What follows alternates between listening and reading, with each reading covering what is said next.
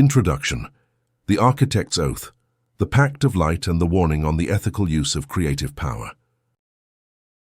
You are about to cross a threshold from which there is no return. What you hold in your hands, or what you are listening to right now, is not a simple self-improvement manual. It is not a set of superficial techniques to earn a little more money at the end of the month, or to inflate your ego with temporary triumphs. What you are about to receive is the source code of reality. It is the intimate and sacred mechanics of creation. You're about to learn to pilot the most colossal, ancient and unstoppable force that exists in the known universe, your subconscious mind.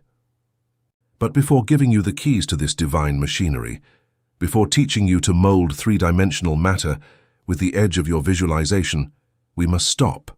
We must establish an unbreakable rule that will forever separate the legitimate creator from the simple manipulator. Today, before taking one more step, you must take the Architect's Oath. You see, the universe is a matrix of neutral energy. The law of manifestation has no morality of its own. It functions with mathematical coldness. It is exactly like fire. Fire is an extraordinary tool for life. It can warm your family in the harshest winter, cook your food and forge the steel that raises civilizations. But if you use that same fire with recklessness, with anger, or with a dark desire for domination, the fire will not judge you. It will simply burn your house to the ground with you inside. The mental power you are going to awaken throughout these chapters operates under this same physical law. If you attempt to use quantum visualization to dominate others, to override a person's free will, for revenge, or for a toxic greed that crushes your fellow man, I warn you right now, with absolute certainty, the universe will crush you. Quantum physics operates under a relentless law of balance. Any energy projected from destructive selfishness or malice creates an excess potential, a chaotic void, that life will fill with destruction. Cosmic karma is not a religious punishment. It is pure compensatory physics. The darkness you project for others becomes the house where you yourself will have to live. Therefore, this knowledge demands a radical level of spiritual maturity. It demands that you become a guardian. The pact of light that we seal today, at this very moment, is this. You will use this power to build, never to destroy. You will learn to manifest massive wealth, yes, but a wealth that blesses and expands those around you. You will learn to manifest unbreakable health, to have the vitality to uplift your tribe. You will learn to manifest the most resounding success, but only to become a giant lighthouse that illuminates the path of those still in the dark. If your heart harbors intentions to harm or enslave, I beg you to turn off this audio right now. This knowledge will burn your hands. But if you are willing to assume the enormous responsibility of your own greatness, if you are ready to be an instrument of light, beauty, and expansion, then welcome to your true lineage. The simple fact that you are here, breathing and listening to this, defies all mathematical logic. Your existence is an anomaly that terrifies statisticians. And in the first chapter, I am going to demonstrate to you scientifically why you are not an accident but the greatest miracle of the cosmos. Take a deep breath, your oath is sealed. The work begins now. Chapter 1. The Impossible Equation. The near-zero mathematical probability of your existence and the biological miracle of birth. You wake up on a Tuesday morning. The sharp, irritating sound of the alarm breaks the silence. You open your eyes heavily, cursing under your breath because you have to go to work. You drag your feet to the bathroom, look in the mirror with a mix of boredom and self-criticism, and while brushing your teeth, your mind is already ruminating. You think about the bills you have to pay, the traffic you will face, and how unfair your life is. You get into your car, dive into the routine, and for the next 16 hours, you operate under a lethal subconscious premise. You take your life for granted. You live under the illusion that your presence on this planet is something ordinary. You believe you are just one more human among 8 billion, a social security number, an employee caught in the wheel of monotony. When things go wrong, you look at the sky and ask, why was I born? Why did I get this miserable life? I am just an accident in a cold universe. In this first chapter, we are going to destroy that lie. We are going to take your inferiority complex and your apathy and crush them under the weight of science and pure mathematics. Before you can learn to use your subconscious mind to mold matter, You have to understand who is operating that mind. You have to understand the scale of the miracle that is the fact that you are breathing right now. You are not an accident.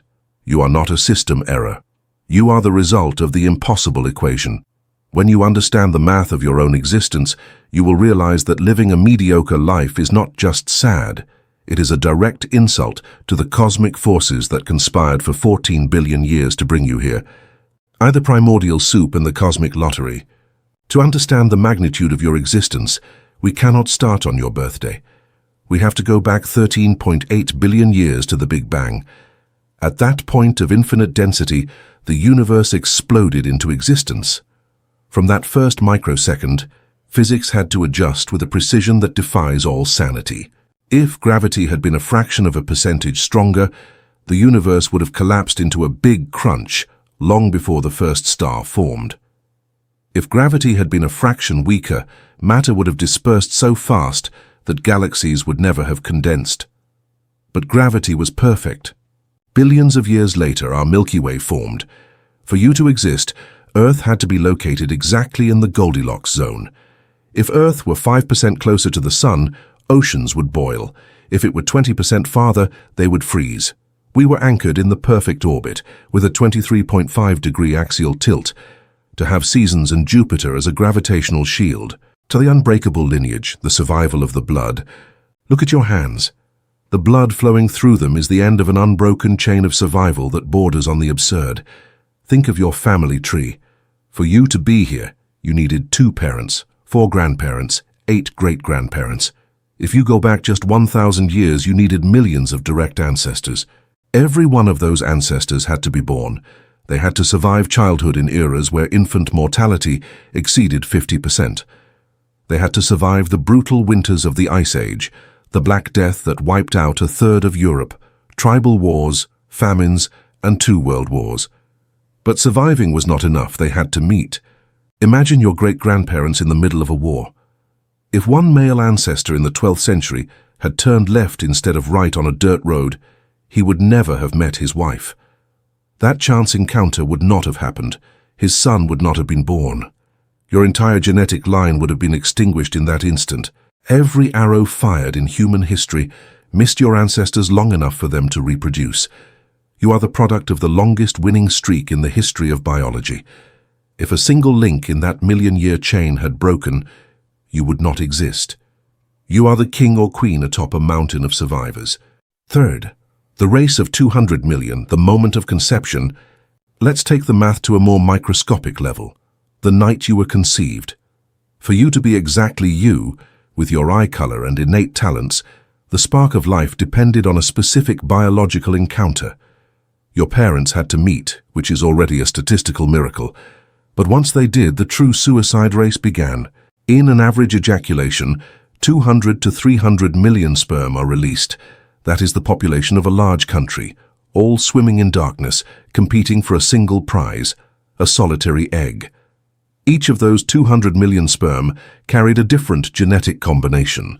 Some would have created a math genius, others an athlete or a person with blonde hair. You were only one of those 200 million runners. The journey through the reproductive tract is the biological equivalent of crossing a hostile galaxy full of acid and immune system traps.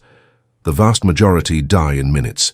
Only a few thousand reach the fallopian tubes. And there was the egg. For you to be born, the exact sperm carrying half of your current code had to be the fastest and strongest.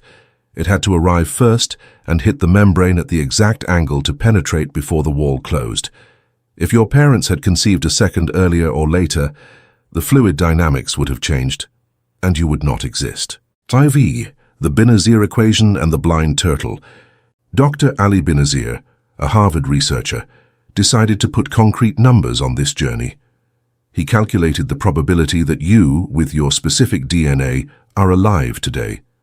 He calculated the probability of a man and woman meeting, 1 in 20,000, talking, staying together, and the probability of the specific egg and sperm, 1 in 400 trillion.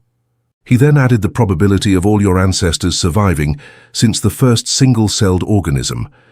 The result defies comprehension. The mathematical probability of you being born is 1 in 10 dollars. That is a 1 followed by 2,685,000 zeros. In statistical math, that number is rounded to absolute zero. Dr. Benazir used a brilliant analogy. Imagine the oceans of Earth are empty of life, except for one blind sea turtle. This turtle swims in the depths and surfaces for air once every 100 years. Now, imagine there is a single wooden life ring floating somewhere on the surface of all the global oceans. The probability of you being alive today is the same probability as that blind turtle sticking its head exactly through the center of that life ring on its first attempt. The end of the cosmic imposter syndrome. Stop reading for a moment. Breathe. Do you understand now why chance is the most insulting myth in human history? You didn't win the lottery. You won 1 billion lotteries in a row, across eons of time. And yet, you walk with your head down, doubting your abilities. You suffer from imposter syndrome. Imposter syndrome is toxic arrogance. It is doubting the Creator. If the universe orchestrated the movement of galaxies and the race of millions of cells just to assemble you in your mother's womb, do you really believe it did so for you to spend 80 years depressed, complaining about your weight and stuck in a job you hate? Did the cosmos move the stars to create a coward? Did infinity condense into your flesh to create someone who doubts themselves? The answer is a deafening no. When you internalize the impossible equation, victimhood dies. Your value is inherent and absolute, backed by the immensity of space-time. For the sacred mandate, why you cannot be mediocre. This revelation is not flattery. It is a massive transfer of responsibility. Knowing your existence is a miracle comes with a price. If you cross the fire of the multiverse to be here, it means you bring a purpose, a unique telos. Living in mediocrity is a betrayal of the millions of survivors who preceded you. Your ancestors did not die in the ice and war, so that you would give up at the first obstacle of your business. If the universe made this colossal effort to create you, it would never have given you the desire for greatness without giving you the tools to achieve it. This is where the ethical core of this book begins. The creative power of the mind is the same power that sustains the stars. Many try to manifest money and success, but fail because they act from the greed of a frightened biological accident. But when you discover you are a miracle designed by cosmic intelligence, your intention changes. Abundance becomes your natural state. Chapter 2. The Myth of Coincidence. The End of Chance and the Encrypted Purpose Behind Your Arrival in this world. If you have truly assimilated the magnitude of the previous chapter, your rational mind must be experiencing a short circuit. We have demonstrated with the relentless coldness of mathematics that your birth defies any conceivable probability. You are the absolute winner of a cosmic tournament that lasted billions of years. Now I ask you to apply basic logic to this revelation. If the universe orchestrated an effort of epic proportions to assemble your DNA, does it make any logical sense to believe that once you were born, that same universe abandoned you to luck? Do you think you were designed with nanometric precision only to have your destiny decided by dice? The answer is a resounding and absolute no. If the starting point was not an accident, then the straight line of your life cannot be an accident either. In this chapter, we will destroy the religion of chance and the blind belief in luck. We will dismantle this myth so you can reclaim the throne of your existence. Die the religion of chance, the anesthetic of the masses. Why does human society love the idea of luck? Because coincidence is the perfect anesthetic for the pain of failure. Chance is the warmest cave where the ego can hide to avoid responsibility. When someone fails, they say, "I had bad luck with the economy." When they have toxic relationships, they say, "It's just a coincidence." Believing in luck is a cowardly defense mechanism.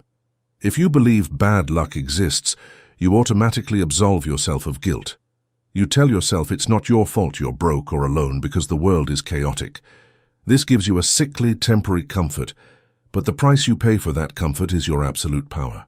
If you give the authorship of your failure to bad luck, you are handing your car keys to a ghost. You are declaring to the universe, "I am not in control." And the universe, as an obedient mirror, will grant you a chaotic life where you indeed have no control. To enter the big leagues of manifestation, you must resign from this religion.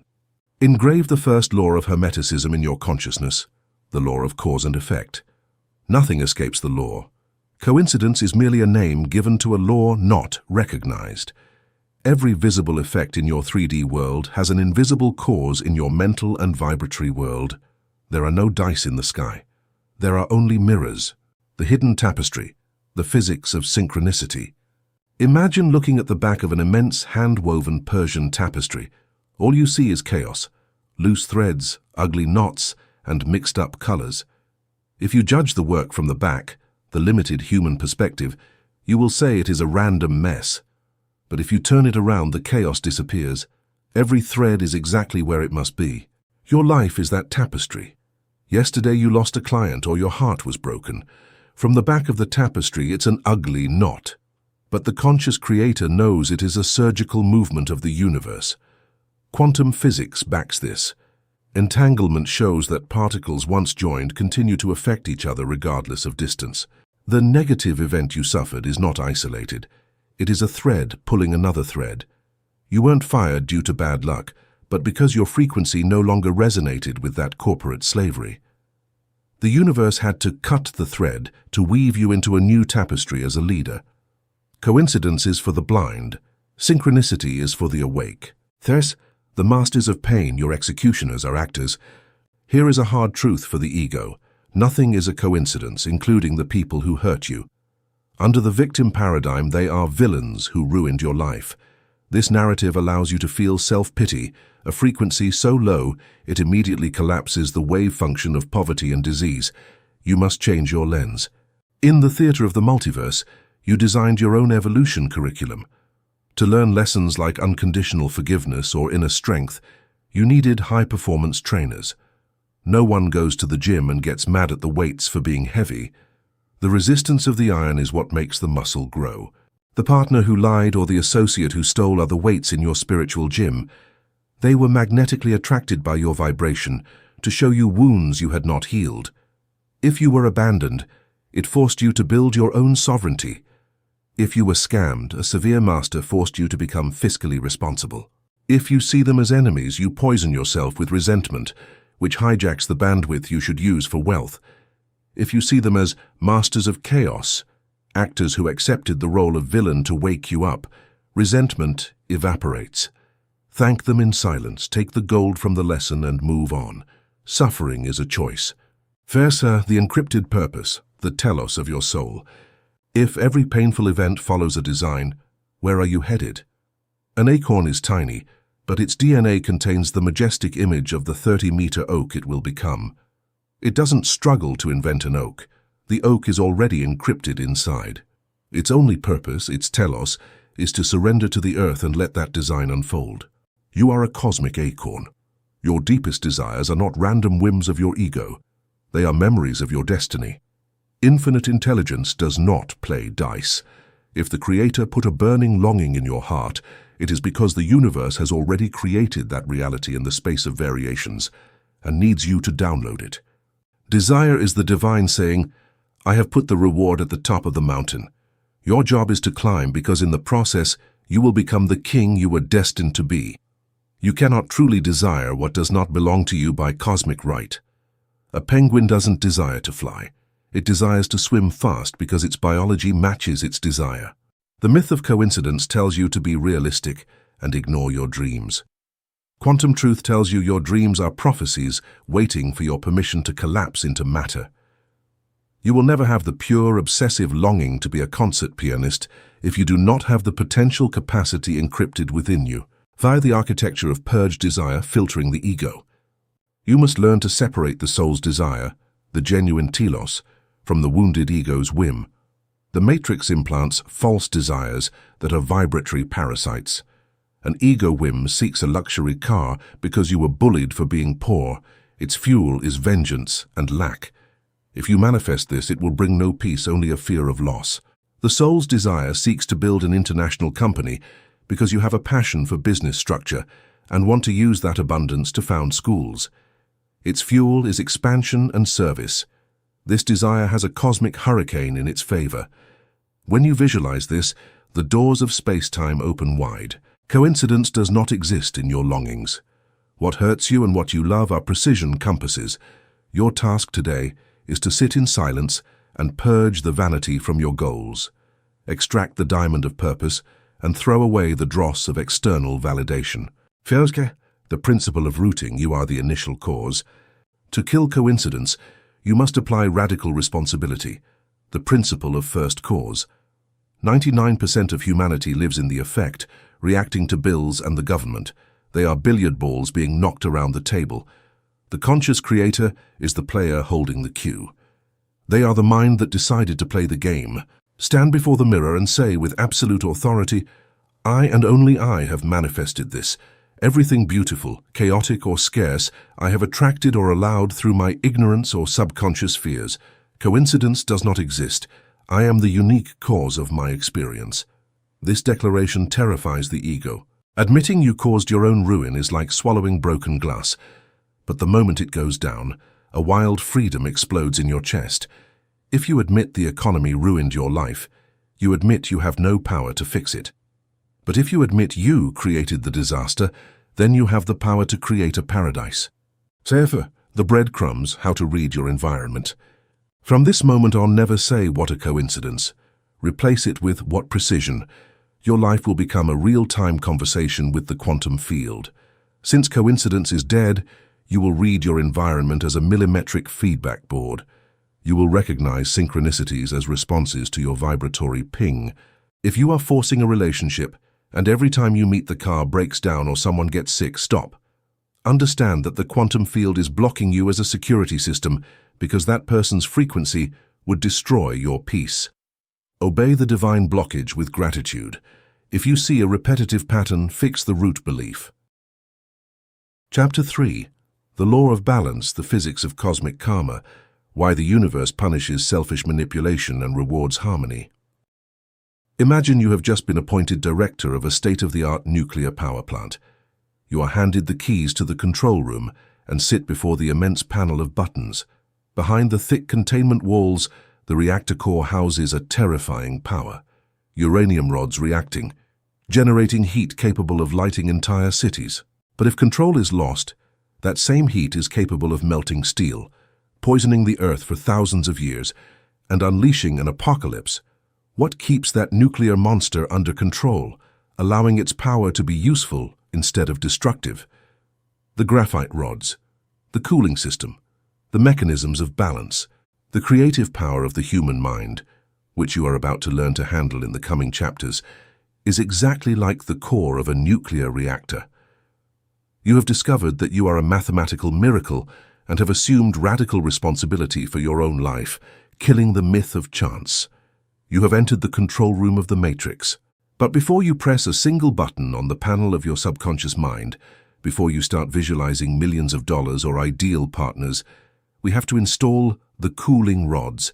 We have to talk about the most implacable, cold, and mathematically perfect law of the multiverse, the law of balance. The New Age and false self-improvement gurus have sold you a very sweet and dangerous lie. They have told you, you can have whatever you want, whenever you want, regardless of the cost, because the universe is your personal shopping catalog. That is the mentality of a child playing with fragmentation grenades. The universe is not your slave. The universe is a living, gigantic, and conscious organism whose supreme objective is to maintain cosmic homeostasis, the perfect balance of energy. If you use quantum manifestation techniques to break that balance out of greed or manipulation, you will face a force of nature designed to crush you. To the physics of excess potentials, the cosmic wind. To understand how cosmic punishment works, we do not need to resort to vengeful deities. We only need to observe basic meteorology and pressure physics. Why do hurricanes form on Earth? When atmospheric pressure in one area of the ocean is drastically different from an adjacent area, a vacuum, an energetic anomaly, is created. Nature abhors a vacuum. It abhors imbalance. So nature immediately generates violent wind currents to mix the air, equalize pressures, and restore calm. The hurricane is not a bad monster. It is simply the mechanism of the planet trying to return to the 0 point. In the invisible fabric of quantum reality, energy works the same. Pure energy flows freely in a state of zero friction. But when a conscious human, emits an extreme toxic emotion, a desire born of pure selfishness, or an intention to destroy another, they create what in metaphysics is called an excess potential. You are disturbing the calm surface of the cosmic lake with a heavy stone of negativity. What does the block universe do upon detecting this anomaly? It awakens the balancing forces. These forces have no morals. They don't care if you are a good or bad person. They only see an excess of energy that threatens the balance of the whole. Their job is to eliminate that excess in the fastest and most brutal way possible. The fastest way to eliminate the energetic pressure you have created is to eliminate you from the stage, or to violently snatch away that which you are trying to retain or steal. Tos, free will, the red line of the multiverse. Here lies the most common trap, the rookie mistake that destroys the lives of millions of aspiring conscious creators, the attempt to manipulate the free will of others. Daily, people discover the law of assumption and immediately try to use this power for domination. They try to visualize an ex-partner returning against their will. When you do this, you have crossed the red line of the multiverse. You have activated the nuclear siren of the control room. Every human being is a fractal spark of the creative source. They possess the sovereign, inalienable, and inviolable right to choose their own experience. Free will is the supreme law of the original design. If you use your mental concentration to launch a psychic attack disguised as positive visualization, to force another soul to act against their will, you are committing an act of vibratory tyranny. Modern black magic. What is the physical result? You create an excess potential of colossal dimensions. The balancing forces detect this attack. Because the universe protects sovereign balance, the force of your manipulation acts like a boomerang hitting a titanium wall. The energy of subjugation you projected returns to you multiplied by the speed of impact. The life of the aggressor often crumbles into deep depression or misery. The victim of the attack perceives the invasive energy at a subconscious level and flees faster. The aggressor ends up enslaved by their own need. Golden rule: you can manifest a perfect partner or a movie-like love, but you must manifest the state of love, not a specific person with a first and last name who has walked away. You tell the universe, I visualize a relationship of absolute loyalty and passion, and you let the universe, in its infinite wisdom, move the pieces without violating anyone's free will, bringing you the exact person, new or past, who freely resonates with that frequency. Third, karma demystified, Newton's third law at the quantum level. Karma is not a system of punishment and reward operated by celestial judges. Forget that childish dogma. Karma does not judge you. It is simply the spiritual manifestation of Newton's third law. For every action, there is an equal and opposite reaction. In metaphysics, this law expands in a terrifying way. For every vibratory frequency projected toward the field, there is an equal and resonant physical materialization returned toward the emitter. Imagine the quantum field as an immense cosmic ravine. Whatever you shout toward the bottom, the echo will return to you with your own voice resonating through your reality. If you wish financial ruin upon a competitor because of envy, you are shouting ruin toward the ravine. The universe does not distinguish if you wanted that ruin for him or for yourself. It only registers that you have chosen the frequency of ruin. By law of resonance, the echo returns and solidifies ruin in your bank accounts. If you act from meanness, cheating customers to earn a few more cents dishonestly, you are shouting scarcity and deception. The echo returns as unexpected fines or illnesses that consume your savings. The pain experienced by manipulative people is not God's punishment. It is a quantum suicide. They are ingesting the poison they intended to pour into their neighbor's cup. The law of balance guarantees that the harm you intend to cause alters your own electromagnetic signature, rotting your foundations from within.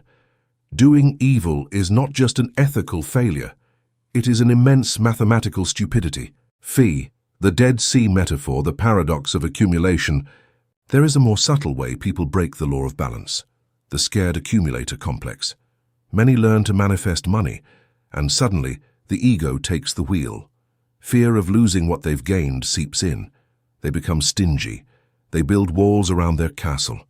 They want to receive everything but refuse to release a cent. They have just broken the flow of life. To understand their fate, look at the Sea of Galilee and the Dead Sea. Both are fed by the same Jordan River. The Sea of Galilee receives fresh water, but lets it out to irrigate the valley. It receives and gives, maintaining the perfect balance of cosmic circulation. It is full of life. The Dead Sea, however, is at the lowest point on Earth. It receives the Jordan's water but has no outlet. It keeps everything for itself. Because it selfishly retains all the water, the desert sun evaporates it, leaving behind a lethal accumulation of toxic salts. It accumulated so much that it killed itself. When you use your mind to attract success, you become the Jordan River of your own life. If you behave like the Dead Sea, accumulating out of fear, without sharing or elevating others, your energy stagnates. You become toxic. The balancing forces will send a crisis to evaporate that wealth and force the energy to circulate. To maintain the wealth you manifest, you must become the Sea of Galilee. You must be a channel, not a dam. When the universe knows that if it hands you $1 million, you will let part of it flow to create business, give employment and bless others, the universe will open the floodgates of heaven for you. Ecological manifestation, creating in zero friction. How do we manifest greatness safely? Through ecological manifestation. In biology, a perfect ecological system is one where a species' growth does not destroy the habitat, but adds balance. Your desire must be ecological. You can desire the maximum opulence, but the origin of that desire must be clean. Subject your goal to the test of sacred fire. Does this desire override or harm the free will of any human being? Is the fuel behind this desire fear, envy, or vengeance? When this desire materializes, will the shockwave of my success bring benefit, inspiration, or joy to others besides myself? When you pass this test, you enter zero friction with the universe. You're no longer fighting the balancing forces. They become your personal army. If the universe understands that your personal success results in raising the planet's frequency, it will literally move obstacles out of your way. This, the shield of gratitude, karmic immunity. How do you protect yourself from generating excess potentials throughout the day? How do you prevent pride from poisoning you when success arrives? The answer is true gratitude. This is not the ego's pride, but deep reverence before the miracle of existence. Gratitude dissolves high-pressure excess potentials. Vain pride inflates a balloon of cosmic pressure. Eventually, the needle of the universe will pop it, but when you achieve a massive milestone and say, "I operated the mind, but I recognize the force that assembled the galaxies made this possible, thank you," the pressure vanishes. You empty yourself of vanity. By emptying yourself, you become a perfect vessel to receive even more abundance in the next cycle. Gratitude grants you karmic immunity. It keeps you light, agile, and undetectable to the radars of cosmic correction. Chapter 4. The Subconscious Leviathan. Anatomy of your hidden mind, a powerful, blind, and absolutely obedient giant. Imagine a man standing on the deck of a small wooden boat, sailing in the middle of the open ocean. The man holds the helm firmly. He looks at the stars, consults his compass, and turns the wheel toward the north. He feels the wind on his face and says to himself with pride, "I am the captain of this ship. I decide my fate. I control my journey." But what this captain ignores, because his eyes can only see the surface of the water, is that his small boat is not moved by the force of the wind or the turn of his helm. Just below the keel, submerged in the dark and unfathomable depths of the ocean, there is a sea monster of titanic proportions, a leviathan. This gigantic creature carries the small boat on its back. If the captain turns the helm north, but the leviathan decides to swim south, the boat will go south, dragged by a force millions of times superior to wood and sails. The captain may scream, sweat, and force the helm until it breaks, but it will be useless. This metaphor is not a fairy tale. It is the exact anatomical, clinical, and terrifying description of your own human psyche. You wake up every morning and believe you have control over your life. That voice that speaks, that analytical mind that plans and makes rational decisions, is the captain. It is your conscious mind. But beneath that thin layer of rationality, Inhabiting the depths of your nervous system and your biofield lies your subconscious mind, your own Leviathan. In this chapter, we are going to dive into the dark ocean to look the beast in the eye. You are going to learn the unshakable rules that govern this giant. The Leviathan is not your enemy. It is the most perfect quantum engine that exists in the universe. If you learn to tame it, if you manage to make the captain and the beast agree on the direction, there will be no wall in this world, nor any law of material physics that can stand between you and your destiny. The anatomy of the iceberg, the law of 5% against 95%. To stop fighting against yourself, you must first understand the disproportion of forces within your skull. Cognitive neuroscience has repeatedly shown that the conscious mind, the part of you that reasons, judges, and is reading these words, is barely the visible tip of the iceberg. It represents at most 5% of your daily cognitive activity. It is estimated that the conscious mind processes information at a speed of approximately 40 bits per second. It is sequential, slow, and fatigues quickly. But submerged beneath the waterline of your awareness lies the colossal mass of the subconscious mind. It processes information at the mind-blowing speed of 40 million bits per second.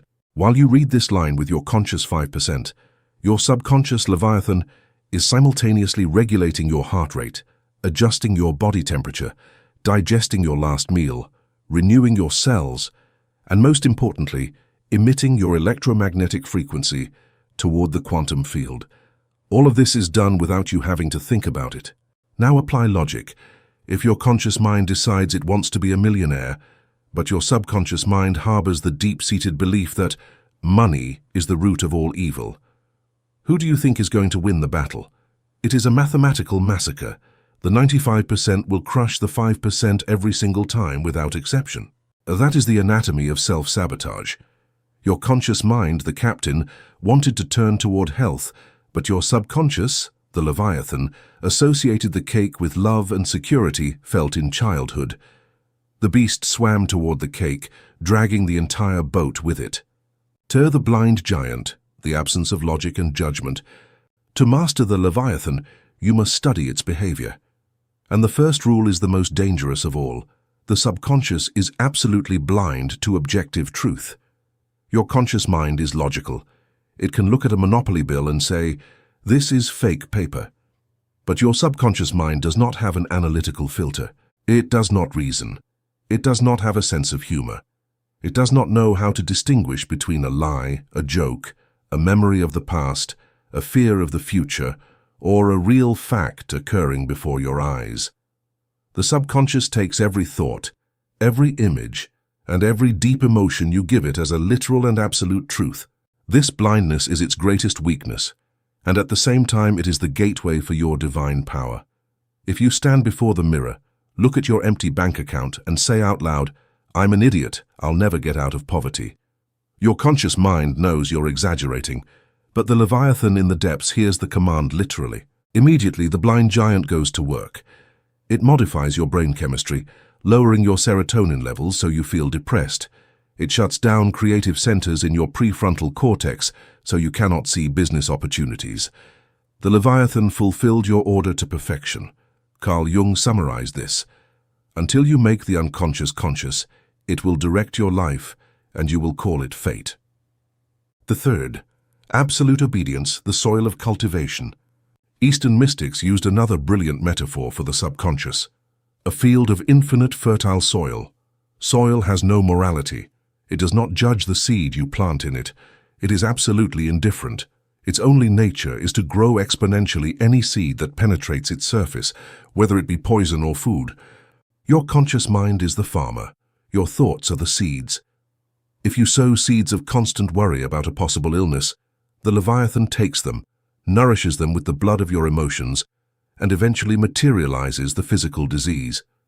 The subconscious does not want to kill you. It is simply cultivating the harvest you ordered. But here is the glory of absolute obedience. If you manage to bypass your rational mind and plant the irrefutable seed that you are already successful, the Leviathan will not stop to argue with you. It will not say, "But look at your bank account." The subconscious will simply say, Understood, the captain says we are millionaires, let's align reality. When the subconscious accepts the order of wealth as an implanted truth, it begins to direct your body on autopilot. Suddenly, you wake up full of energy. Your posture changes, you walk like a king. Personal magnetism skyrockets. Brilliant ideas begin to sprout. You are the original cause operating through the most powerful servant in the cosmos. The futility of conscious willpower. The self-help industry tells you that if you don't achieve your goals, it's because you are lazy or lack discipline. This is psychological torture. Willpower is a function of the conscious mind, the 5%. And like all conscious functions, it operates like a mobile phone battery. It runs out. You can use willpower to not eat that piece of cake in the morning, but at 8 p.m. when you arrive home exhausted, your conscious battery is at 0%. Your will is broken. What happens when the captain falls asleep from exhaustion? The Leviathan, which never tires, takes back the helm and returns to old habits of self-destruction. Fighting your own subconscious using willpower is like trying to stop a freight train with your bare hands. The quantum traveler does not use willpower, they use strategic reprogramming. You go down to the engine room, whisper in the Leviathan's ear, change the navigation code, and then you relax while the giant does the heavy lifting. When your subconscious is programmed for wealth, generating money does not require willpower. It is automatic, it is instinctive, it is your state of zero friction. The incorruptible archive, it is always recording. You must understand that this primal beast never sleeps. From the moment you were conceived, your subconscious was already on. It is a recorder that stays on 24 hours a day, registering every sound, every trauma, every joy, and every repetitive pattern in your environment. The Leviathan's archive is infinite. It houses the memory of every experience. Neurologists have proven that from birth until about age 7, your brain barely produces beta waves, conscious analytical thought. During those first 7 years, you live predominantly in theta and alpha frequencies. Theta is the state of pure hypnosis. This means that until age 7, you had no developed conscious mind. You were an open book. Your Leviathan was directly exposed to the world without any barrier of protection. If during those years you heard your parents say, "Money doesn't grow on trees," your subconscious recorded those as absolute laws of survival. Fast forward 30 years. Your conscious mind says, "I want to be financially free." But in the depths of the ocean, the Leviathan's archive triggers an alarm. Danger!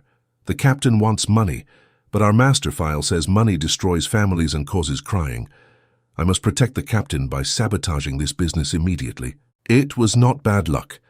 It was the Leviathan protecting you from what it falsely believed was a threat, based on the script others wrote for you when you were a hypnotized child. Thus, the guardian at the gate, the critical factor. Why don't you change automatically when you read an inspiring book? Because after age 7, the brain develops a defense structure, the critical factor. Imagine a medieval castle, your subconscious, where reality commands are kept. At the gate is a guard armed to the teeth, the critical factor. The guard's job is to maintain consistency. His mission is to not let in any new belief that contradicts the old beliefs already inside. If the castle file says, "I am poor," and your conscious mind says, "I am a multimillionaire," the guard laughs and says, "Lie, command rejected." The affirmation bounces off and never touches the fertile soil. To tame the Leviathan, you have to bypass the guard. You have to learn to put the guard to sleep temporarily. There are 2 main ways to talk directly with the giant. The Trojan horse, constant repetition. If you hit the door 1,000 times a day, eventually the subconscious starts to accept the signal. This is the slow way. The back doors, altered states and emotion. The conscious creator utilizes the quantum mechanics of biology. When does the guard sleep? When your brain waves drop to alpha or theta. This is why the minutes before falling asleep and upon waking are the most sacred. In those thresholds, the guard is sedated. The gate is wide open.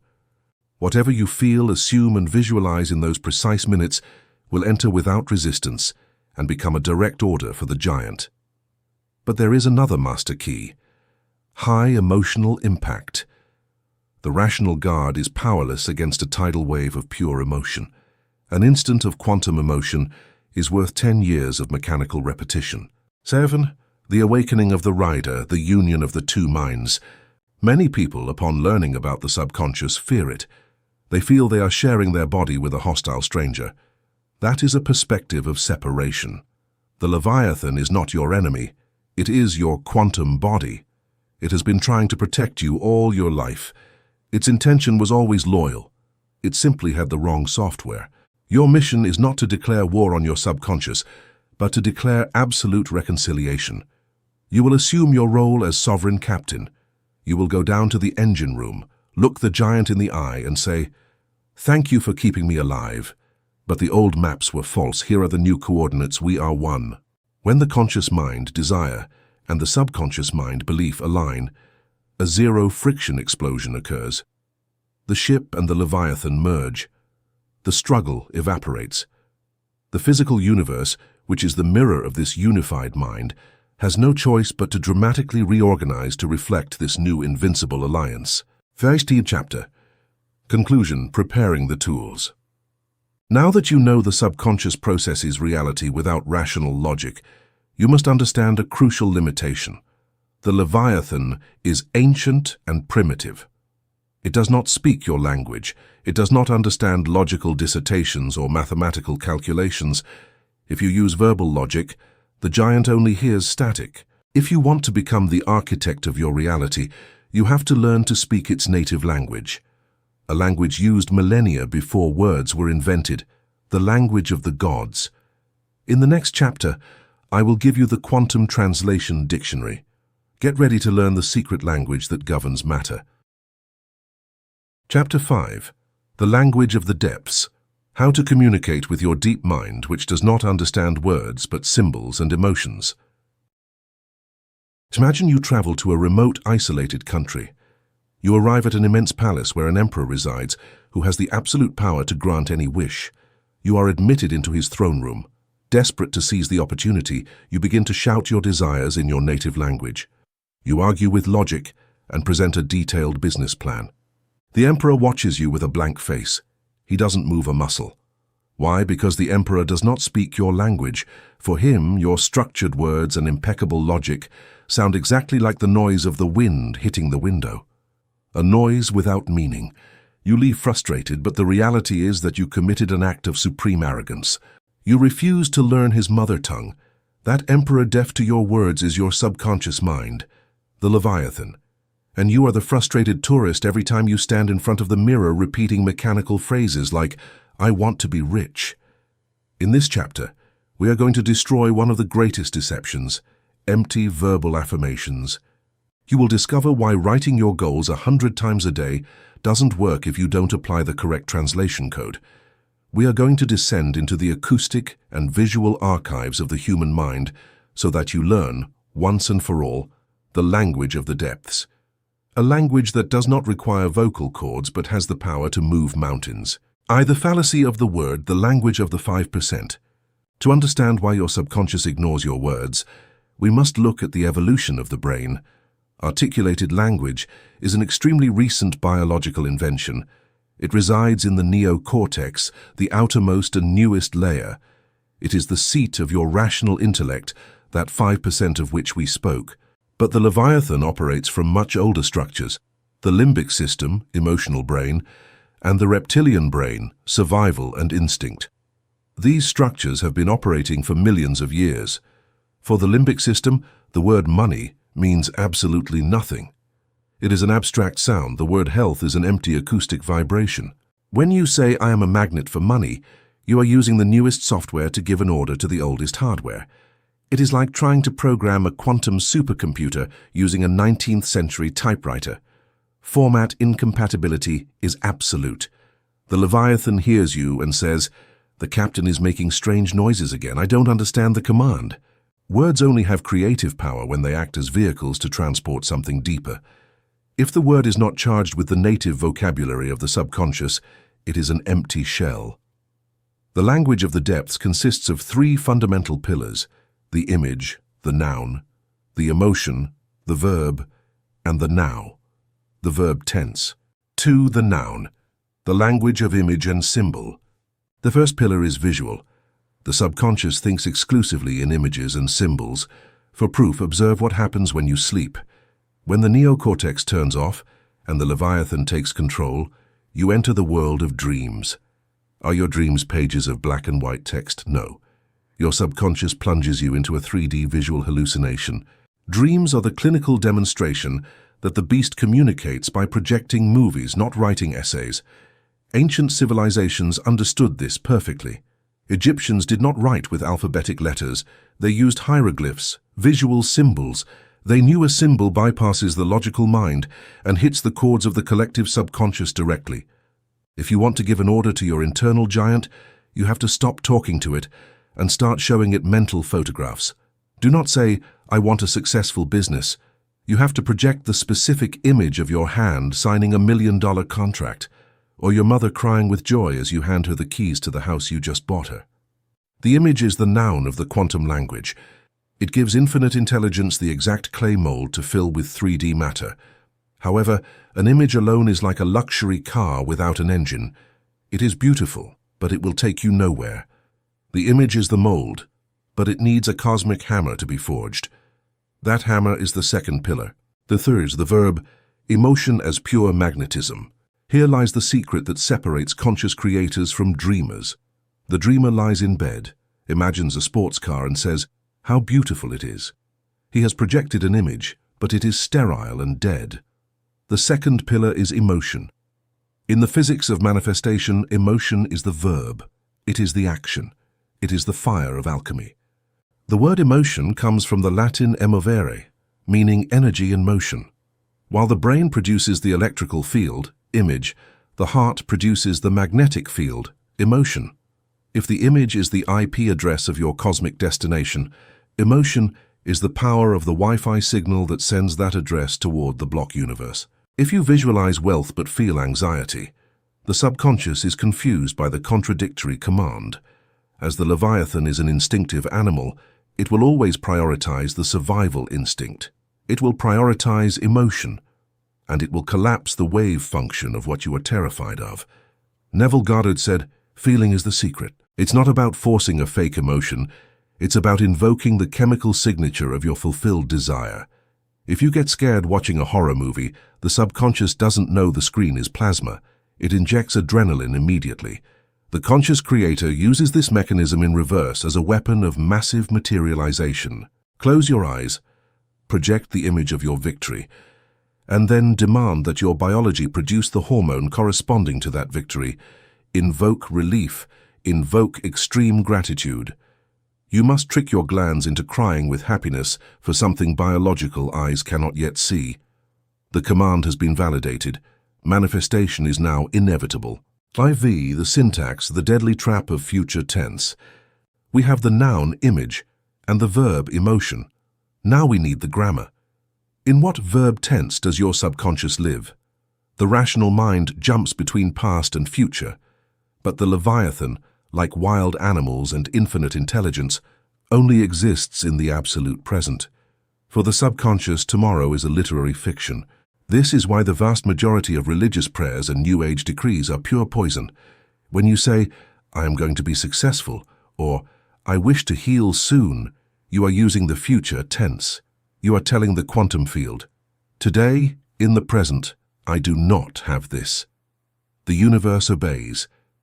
Agreed. The captain says we don't have money now. You become the donkey chasing the carrot. The language of the depths demands an implacable syntax, the assumption of the wish fulfilled. Every command must be felt from the perspective that the event has already concluded. Eliminate verbs of desire, want, hope. Replace them with possession and identity, I am and I have. Fee metaphor and archetypal symbol, the secret shortcut. Sometimes the analytical mind is so wounded by past failures that if you try to visualize a full bank account, the intellect screams, "It's a lie." When the frontal impact fails, the conscious creator uses a secret shortcut, archetypal language and metaphor. The human subconscious is connected to a collective unconscious. The subconscious responds to primordial symbols with amazing docility, because they do not activate the logical defenses of the intellect. Your intellect isn't threatened by a story. Instead of fighting with images of banknotes, visualize a symbol of natural abundance. Imagine yourself as an immense oak tree with deep roots. Your rational mind didn't block the image. It thought, "Oh, we are imagining a tree, how relaxing." But your Leviathan translated the symbol instantly. It knows the giant tree means, "I am prosperous, my resources are inexhaustible, life flows toward me." The order for massive abundance has been received through a metaphorical Trojan horse. This is exactly why great spiritual masters taught through parables. Stories of mustard seeds and lotus flowers. They knew the conscious mind would argue with philosophy, but the symbol of the story would penetrate directly into the Leviathan and germinate from within. You can create your own internal parables. Versi, the format of the perfect quantum command. Let's summarize the language of the depths into an unshakable formula. To program your reality, the message must meet these 4 rules of divine syntax. We call this the quantum command. Sensory visual impression, the mold. The image must be specific. See your hand feeling the leather upholstery of your new car. Emotional flood, the magnetism. Soak that image with relief and gratitude. First-person perspective, the possession. Never see yourself from the outside like a movie screen. You have to see the world through your own eyes. Present tense certainty, the seed drop. Seal the experience feeling. This is a memory of something I own. Sevif, the diet of eye and ear protecting the sanctuary. Knowing your subconscious absorbs symbols and emotions as absolute truths carries a tremendous responsibility. You cannot be negligent with the information you let into your fortress. Many practice quantum commands for 10 minutes at night, but spend the other 16 hours listening to news of tragedy and economic crisis. The giant doesn't know the horror movie or the dramatic song is just entertainment. It absorbs those images and assumes that is the reality the captain is choosing. You are canceling your own manifestation. For every minute of positive visualization, you cancel it with 100 minutes of toxic programming. The conscious creator is an implacable dictator with their own senses. Apply a strict sensory diet. If a conversation or movie generates fear or helplessness, turn it off immediately. Your vibratory field is worth more than being informed about 3D chaos. Feed the giant victory images today, and it will build that life for you tomorrow. Chapter 6. The Quantum Canvas, the exact mechanics of creative visualization to mold matter. Enter an art studio that has just opened. The smell of fresh paint floats in the air. In the exact center of the room, resting on an oak easel, there is an immense canvas, absolutely white and immaculate. Not a single line is drawn on it. Beside it, you have a palette with all the colors of the physical universe and a brush. That blank canvas is the quantum field. It is the space of infinite variance we spoke of in the first chapters. It is the raw material of the universe in a state of rest, waiting for an order. 99% of humanity enters this studio blindfolded. They grab the brush with trembling hands stained with fear, anxiety, and past traumas. They begin to throw paint at the canvas randomly. They splash chaotic colors, tear the fabric with their daily complaints, and at the end of their lives, they look at the disastrous painting and say, "What a hard life I had to live. What an ugly work destiny gave me." But you are no longer blindfolded. You have removed the bandage. You have understood the mathematics of your biological miracle, annihilated coincidence, and purified your intentions under the law of balance. You have the immense subconscious Leviathan tamed at your feet and have learned its native language of images and emotions. It is time to paint for real. In this chapter, we will take that brush with the firmness of a Renaissance master. We will learn the exact mechanics of creative visualization. I am not talking about daydreaming. Daydreaming is a passive hobby where your mind wanders to escape reality. Creative visualization is an act of architectural violence against time and space. It is the supreme act of authority by which you collapse the wave function of matter and force the atoms of the universe to assemble according to your conscious will. Prepare to enter the operating room. This is how reality is forged. Try the dark room, the developing room. Before you can project a new reality toward the quantum field, you must physically disconnect from the old reality. Your external world, your room, your bank account, the noises from the street, is an extremely heavy data transmission. While your physical eyes are open, your brain processes that information in a beta state. To develop a photograph in the analog world, you need a darkroom. If you turn on the white light before its time, the photo is ruined. Your mind works exactly the same. To print a new image on the Leviathan, you have to isolate the photographic paper. You have to practice voluntary sensory deprivation. The ideal time for this is the state akin to sleep, SATS. Those magic minutes when you are in bed about to fall asleep, or just when you wake up, when your body is lethargic, but your consciousness still floats. Close your eyes. By closing your eyes, you eliminate 80% of the sensory information that bombards your brain. You are now in the infinite blackness of your own consciousness. Breathe deeply and slowly. By slowing your breathing, you send a signal of safety to your nervous system. Your brain waves descend gently toward the alpha state, and then toward the deep and receptive theta state. The canvas is ready to receive the paint. Tugs. The architecture of the scene, the law of the unequivocal end. The biggest technical error students of manifestation make is trying to visualize an entire 2-hour movie.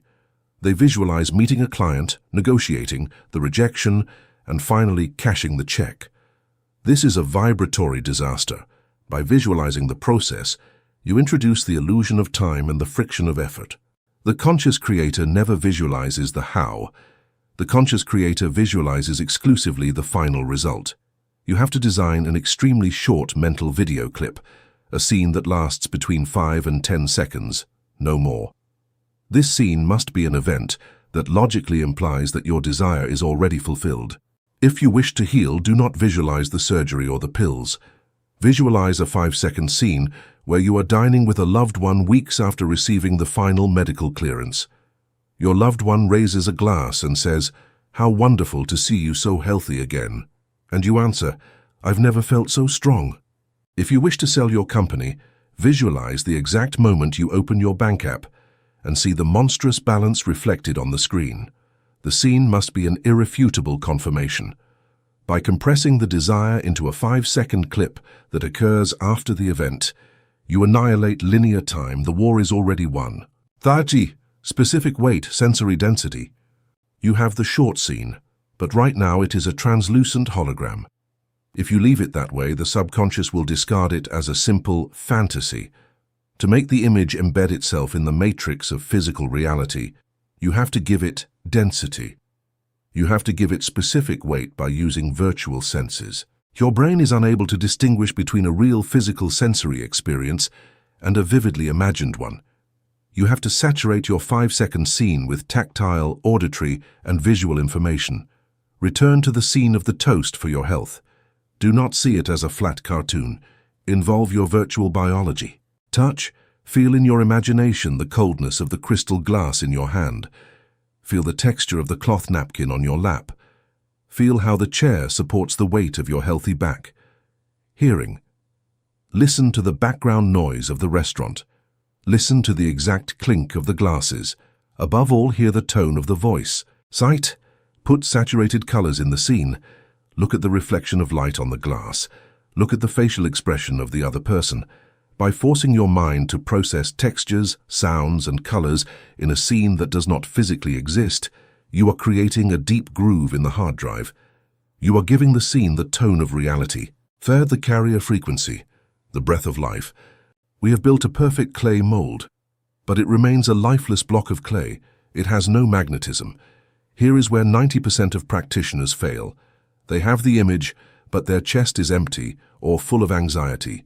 For the mold to come to life, you have to breathe into it.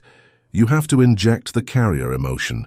In metaphysics, emotion is the carrier wave of the image. While you repeat your small 5-second scene in your mind, you must physically generate, in the center of your chest, the exact emotion you would feel if that event had just occurred. Correct emotion is rarely manic euphoria. That hides an underlying fear. The true emotion of the conscious creator is a mixture of two frequencies: absolute relief and serene gratitude. Relief is that deep sigh you give when you drop a 100-kilo sack you've carried for years. It is the feeling of, finally, the struggle is over. It's done. I don't have to fight anymore. Serene gratitude is the heat that expands through the solar plexus. It is the peaceful sensation of natural possession. Like when you drink a glass of water, you are grateful, but you are not surprised there is water. Inject this into your scene. When you achieve this fusion, the image becomes an unbreakable electromagnetic signature. V, the chisel of repetition, the hypnotic loop. You have the 5-second scene. You have the sensorial density and the emotion of relief. Now you must become the relentless sculptor. The Leviathan needs consistency to accept the new program. While you are in bed, in that deep lethargy, you are going to play your 5-second clip. You reach the end, then rewind and start over. You are going to create a hypnotic loop. You will repeat this micro-movie 20, 30, or 50 times in the darkness of your mind. At first, it may feel forced. Your mind will wander, gently return to the start. By the 10th repetition, the scene will take on a life of its own. You will notice details you didn't consciously design. By the 20th repetition, your physical body will react. Your heart rate will match the scene. When you hold this loop long enough, something miraculous happens. The scene stops being something you are forcing and becomes an autonomous reality. You stop observing the scene and begin to inhabit it. The seed has entered the dark soil. Share the art of sleepy immersion, sleeping in victory. The final goal is to unite this with the biological process of sleep. Neville Goddard insisted that the most infallible way to manifest is to fall asleep while playing the scene in your mind. Your subconscious is the only one working through the night. The last order registered by the conscious mind is what it will execute. If you fall asleep watching news of war and crisis, your subconscious will spend 8 hours looking for how to align your life with that frequency.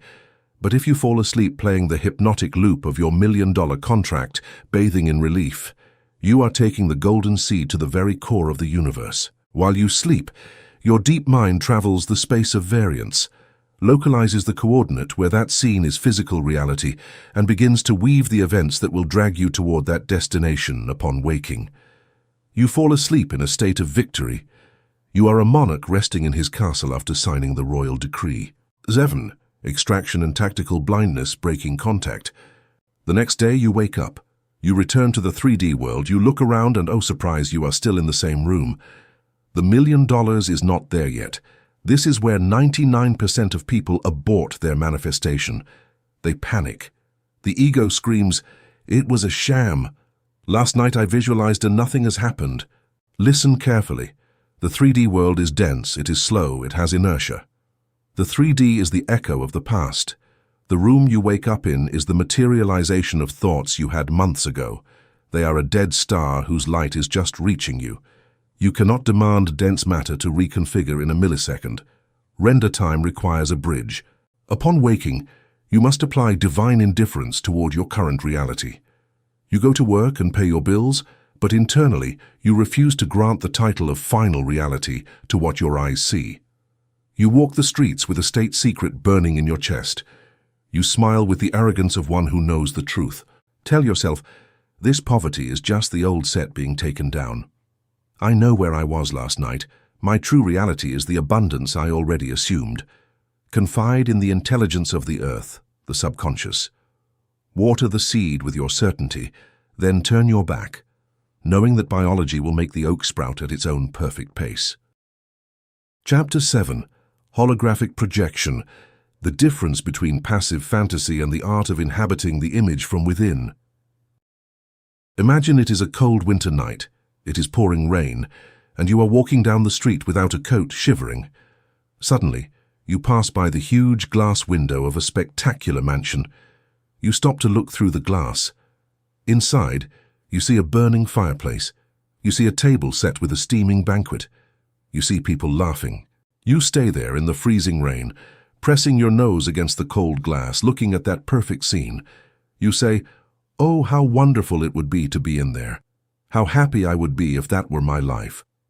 But no matter how much you look at the fire through the glass, the fire does not warm you. You are still wet. You are still shivering. That glass window is the screen of your mind. The mansion is your fulfilled desire. And you, staying outside in the rain looking in, are the living embodiment of 99% of people who try to apply visualization but are actually only practicing passive fantasy. In this chapter, we are going to smash that glass window with a hammer.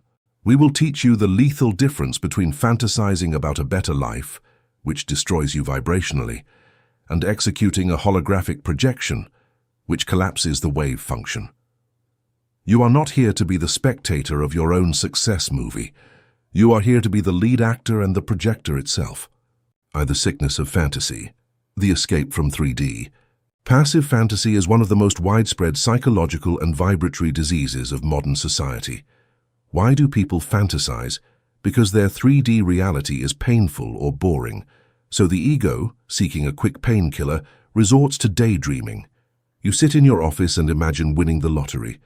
You feel slightly better for a moment, but analyze the vibratory physics of what you just did. While you were imagining the yacht, deep down you knew it was a lie. Your conscious and subconscious minds were in agreement. This is just a mental game to ease the pain, but our reality is that we are poor. What is the electromagnetic signature you send to the block universe? You are emitting the frequency of separation. You are telling the quantum field, I am here in lack, and my desire is there, on an unreachable screen. The universe, obedient to the law of resonance, takes that literally. It freezes your material reality exactly as it is, keeping an infinite distance between you and your desire. And the worst part of fantasy is the rebound effect. The instant you stop fantasizing and open your eyes to your office reality, you feel a brutal blow. A wave of depression crushes you. That pain is the definitive proof that you were not visualizing as a creator. You were daydreaming as a victim. You anchored yourself in the past. The physics of observation collapse from within. We know that the sustained gaze of consciousness collapses the wave function of subatomic particles. But there is a topological rule. Reality collapses in direct relation to the spatial position of the observer. Mathematically, if we consider the observer as the origin, 0.00, matter organizes itself around that center of gravity. If you observe the scene of your wealth from the outside, like watching a movie, your center of gravity remains in the cinema seat, your current poverty. You are collapsing the wave function of being a spectator looking at wealth from afar. To solidify wealth in your 3D experience, you must perform a transfer of coordinates. You must move your quantum center of gravity, your I am, out of the office chair and transfer it into the hologram of your desire. This is holographic projection. A hologram is a 3D projection of light that occupies space. You're not going to look at the house from the sidewalk. You are going to enter the living room and sit on the sofa. The rule of the first person, the eyes of the creator. Here lies the number one technical error. When closing their eyes to visualize, people make the mortal mistake of dissociating. They imagine winning a medal, but see their own face or their own back in the mental image. They see themselves as if a drone were filming them from above, or as if they were watching a music video. Listen carefully. If in your visualization you can see your own face or your own back, you are doing it wrong. In your daily life, do you see your own face? No. You see the world through your eyes. You see your hands at the end of your arms. That is the first-person perspective, association. If you see yourself from the outside, third person, you send a lethal message to the Leviathan. That person over there having success is someone else. I am the camera. The subconscious obeys. You will manifest the event, but for someone else. You will see a friend get the job you wanted. You will remain the spectator. The golden rule is total immersion in the first person. You have to get inside the avatar of your future self. If you visualize driving your new car, look through the windshield, see the hood in front of you, look down and see your own hands gripping the leather steering wheel. Turn your head and see the empty passenger seat. The moment you force your mind to adopt the first person, you short-circuit the ego's separation mechanism. Processing spatial information from the center of your virtual eyes makes the brain assume the event is happening to you, here and now.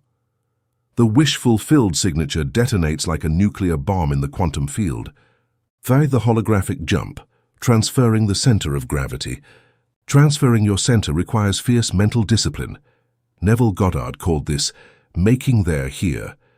The human mind tends to place desires in the there and then. Your architectural work is to take the there and then and collapse it into the here and now. First, you must forget the physical bed you are lying on. Withdraw your attention from the texture of your sheets. Become no one, nothing, nowhere. Then, in the darkness of your mind, build the space around you. If it's your new office, feel that to your left is a large glass window. Feel that in front of you is a mahogany desk. And here is the masterstroke. You must physically feel that you are sitting in that chair. If you opened your eyes, you wouldn't see your bedroom ceiling, you would see your office walls.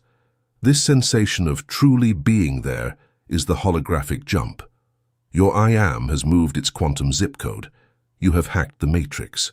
The tactile bridge, anchoring the hologram to biology. To stop the ego from pulling you back to your physical room, use the sense of touch as your main anchor. In your brain's map, the hands occupy a giant proportion due to the immense amount of nerve endings. Touch is the most primitive sense, the most rooted in 3D reality. You must touch the hologram with your virtual hands. In your 5-second scene, don't just see the check. Raise your virtual hand and feel the rough, crisp texture of the paper. Feel the sharp edges. Run your thumb over the printed ink. If you are manifesting a partner, don't just see their face. Caress their cheek.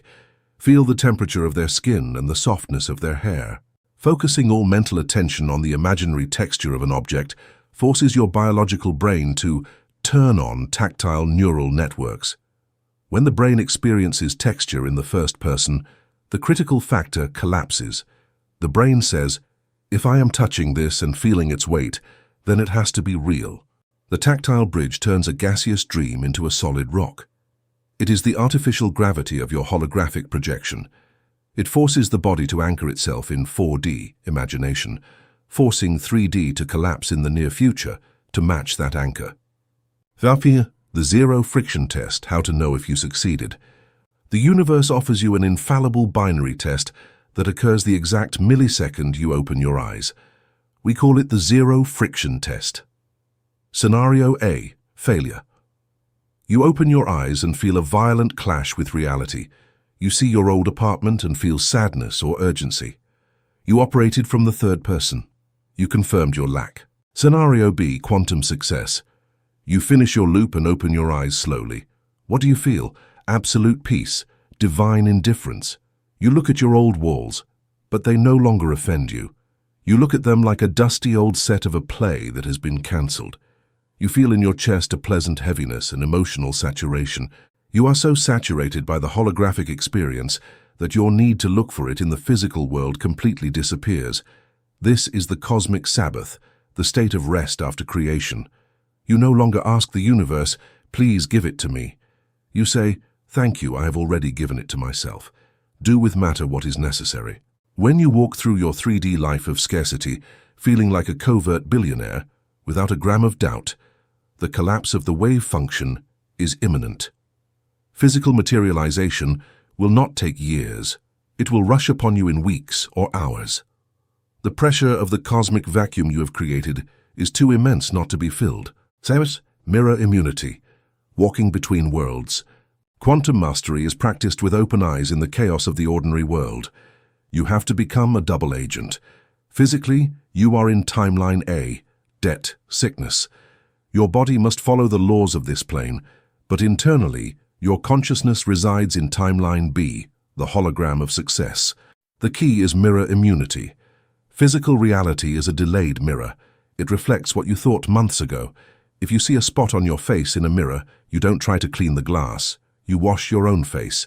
If you go to your mailbox and find an eviction notice, the 3D mirror is showing you a giant spot of poverty. If you panic, you have tried to clean the mirror by rubbing the glass. You believe the illusion of the delayed reflection. The quantum double agent acts differently. He sees the notice and feels the initial stress, but in half a second, he invokes mirror immunity. He steps back into the state of the silent witness. He says, "What an interesting dead hologram from the past. This paper is a dead star. I refuse to give it my creative fire." You handle the 3D issue with mechanical efficiency, but without involving a drop of emotion. As soon as you finish the task, You reconnect with the weight of virtual bills and return to your mahogany office. If you sustain this structural tension, walking through hell without your clothes burning, the physical hell around you will collapse. The molecular structures of your environment cannot support the dissonance between an external world of lack and an observer anchored in abundance. The mirror will break. A new reflection will appear. Chapter 8. The Emotional Fuel. Anticipated gratitude and elevated emotion as the gasoline for your visualization. Imagine you have invested your life's fortune in building the most perfect aerodynamic and technologically advanced sports car human engineering can conceive. The chassis is ultralight carbon fiber. The tires are designed to grip the asphalt like claws. The exterior design is a work of art that cuts through the wind without resistance. You sit in the driver's seat. You grab the leather-wrapped steering wheel. The interior is exactly as you dreamed. Everything is in its place. You turn the key in the ignition, expecting to hear the deafening roar of a 1,000-horsepower engine. But all you hear is a dull metallic click. Nothing turns on. The car does not move an inch. You check the manuals, verify the mechanics, and suddenly realize the most foolish and fatal mistake of all. The gas tank is completely empty. That carbon fiber sports car is your holographic projection. Chapter 7. You have learned to use the quantum canvas. You know how to build the exact image of your goal in the first person. You know how to feel the touch of the virtual steering wheel, isolate yourself from the 3D world, and give weight to the image. You have the perfect architectural structure in your mind. But if your chest is cold, if your heart is paralyzed by fear, boredom, or apathy, you have a perfect car without a single drop of fuel. A car without fuel is not a vehicle. It is a very expensive 2-ton ornament that will take you nowhere. In this chapter, we are going to light the alchemical furnace. We will teach you the forgotten science of human emotion. We will destroy the destructive myth of empty, positive thinking and give you the formula for emotional fuel. It is the high-octane gasoline that turns a static image in the brain into a massive electromagnet in the heart, capable of dragging the frames of the block universe toward your present reality at terrifying speeds. This fuel is not a temporary whim. It is a fundamental shift in your internal chemistry that redefines your existence. At the biomagnetic battery, the brain versus the heart. To stop seeing emotions as simple poetic reactions or sentimental weaknesses, we must observe them through the lens of electromagnetic physics. We have been taught to worship the intellectual brain and relegate the heart to the realm of romance. This scientific ignorance is why humanity is so disconnected from its creative power. The HeartMath Institute has proven in laboratories with precise measurements that the human heart is not just a muscular blood pump. It is a highly complex nervous system, a brain in its own right, with tens of thousands of neurons. Most importantly, it is the most powerful electromagnetic generator in the human body. Compared to the cranial brain, where you build your thoughts and visual images, the heart is an energy monster. The heart's electric field is about 60 times greater in amplitude than the brain's. Its magnetic field is more than 5,000 times more powerful than the brain's and can be detected several meters outside the physical body. In the physics of quantum manifestation, the division of labor is clear and non-negotiable. The brain creates the mold, the thought image. It works like the electrical signal drawing coordinates on the GPS. The heart creates gravity, the emotion, feeling. It works like the magnetic field pulling that event toward you through space-time. If you have a clear thought of wealth in your brain, but in your heart you feel terror, you are sending contradictory signals to the quantum field. You have an electrical field of 1 unit saying, "I am rich," and a magnetic field of 5,000 units screaming, "I am ruined." The magnetic field of 5,000 units always devours the weak thought. 2. The tyranny of empty positive thinking. Once you understand the magnetic supremacy of emotion, you realize the immense scam that has been the positive thinking culture. They have told you that to change your life, you only have to repeat pretty phrases and force a smile. Forcing your mind to think positive while your body is flooded with stress chemistry is quantum makeup. It is like trying to cover a crack in a building's foundation with a band-aid. The quantum field does not understand languages. It is deaf to grammar. The universe only reads Hertzian frequencies. It does not read what you say, it reads what you feel. If you say, "I am a magnet for money," but feel panic, you emit a frequency of lack. The universe translates, "This person is emitting the frequency of extreme scarcity." Copied. I proceed to send more bills, so their external reality matches their internal chemistry. False positivity is resistance in disguise. It consumes your 5% battery and awakens the critical factor. We must descend directly to the boiler room. First, the God frequency, the space-time hack. If you want to collapse the wave function and force matter to materialize your desire at a dizzying speed, you cannot use the emotion of desire. The emotion of longing, "I hope I get it," is an emotion of separation. It implies you are here and the object is far away. It emits friction. The only emotion that bridges space-time is gratitude. Ordinary gratitude is felt after receiving the gift. The conscious creator uses this mechanism in reverse. It is the ultimate system hack. Instead of waiting for 3D matter to deliver the gift to feel grateful, you generate the emotion of massive gratitude before your biological eyes see the gift. We call this anticipated gratitude. When you project the hologram of your success and force your heart to feel a wave of deep thankfulness, you are breaking the timeline. Your rational brain is confused, but your subconscious Leviathan receives the chemical discharge of gratitude and says, "The body is thanking. Therefore, the event has already happened." In the instant you give thanks in advance, you have executed the supreme order. If the block universe already contains all your possible lives, thanking for your new life is the only logical act. Anticipated gratitude is not an act of hope, it is an act of divine arrogance. It is the certainty that your request has been delivered. Fare the alchemy of suffering, transmuting lead. You might be thinking, how can I generate extreme gratitude if they are going to foreclose on my house tomorrow? You are right. It is humanly impossible to force gratitude for $1 million when you feel the physical terror of hunger. When you are at the bottom of the 3D pit, you have to use emotional alchemy. Step 1. The emergency brake. Neutral acceptance. When fear attacks, do not try to be positive. Observe your fear like a scientist. Stop fighting it. Just by stopping the struggle, you reduce the pressure by 50%. You enter a state of bored neutrality, which is the necessary bridge to climb higher on the scale. Step 2. The focus pivot. Since you can't feel gratitude for ruins, look at anything else that generates a real spark of well-being. It could be your cat's purr, the taste of coffee, or the fact that your lungs breathe without a salary. Find that small ember of light. It is tiny, but it is real, not fake or forced. Step 3. The blowing frequency flood. Concentrate obsessively on that feeling of appreciation. Feel it warm up. By focusing your attention laser on something authentically good, your heart's chaotic waves of fear smooth out into heart coherence.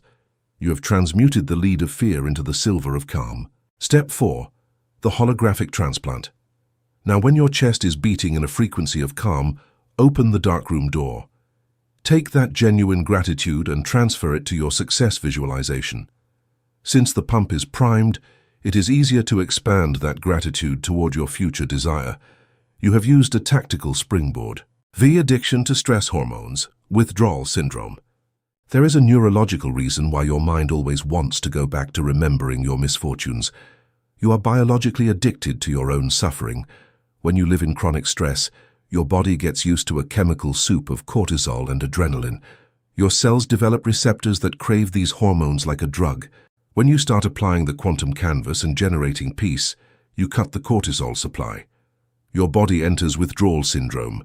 Your cells scream, "We haven't been angry in weeks. We need our dose of fear." Then, the body sends a signal to the brain to find a painful memory or invent a catastrophic future scenario. Suddenly, you remember a betrayal from years ago. You get angry. Your heart accelerates. Boom, mission accomplished.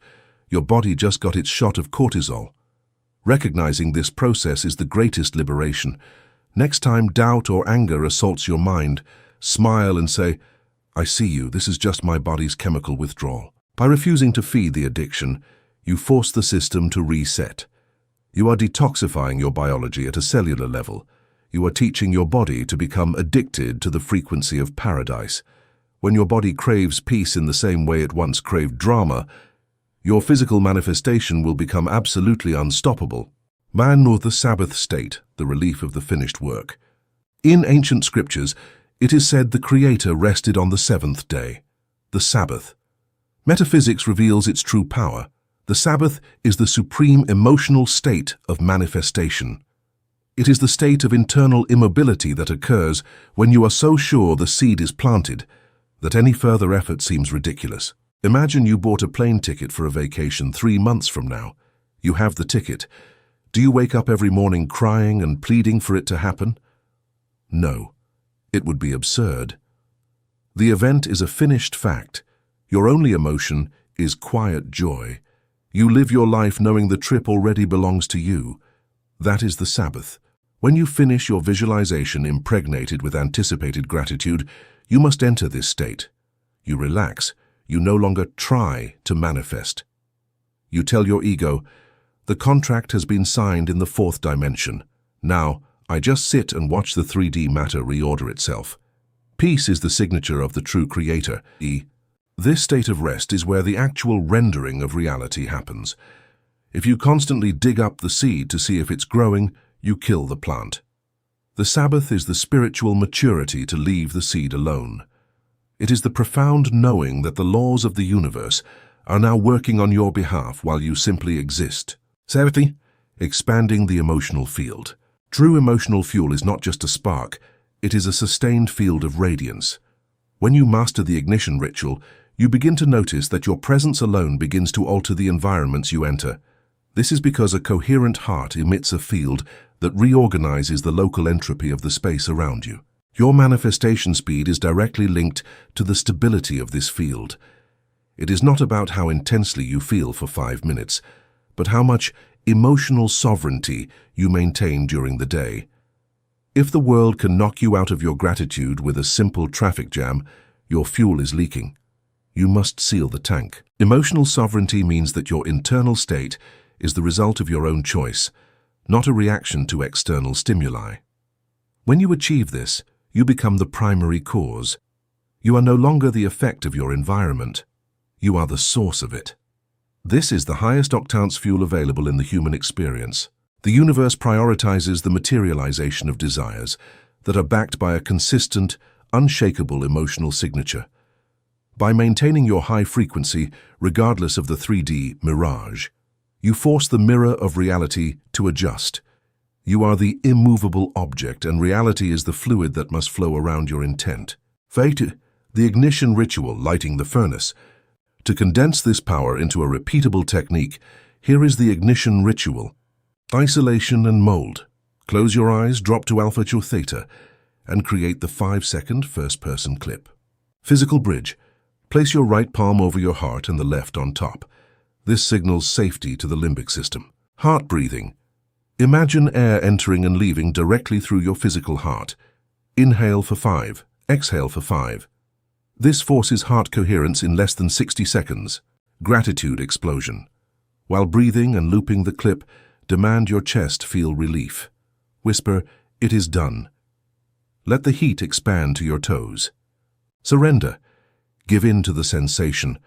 Fall asleep wrapped in that electric blanket of victory.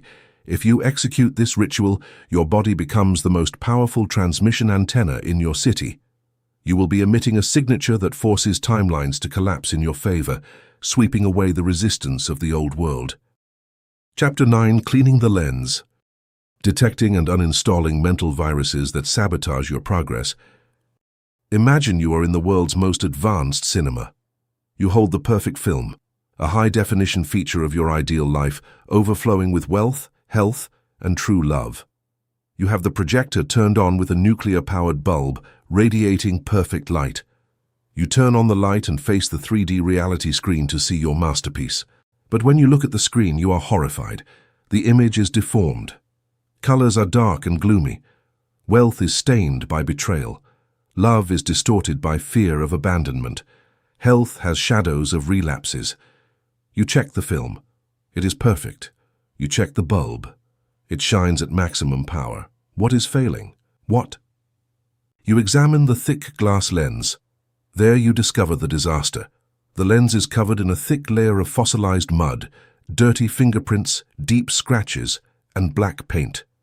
That dirty lens is your subconscious belief system.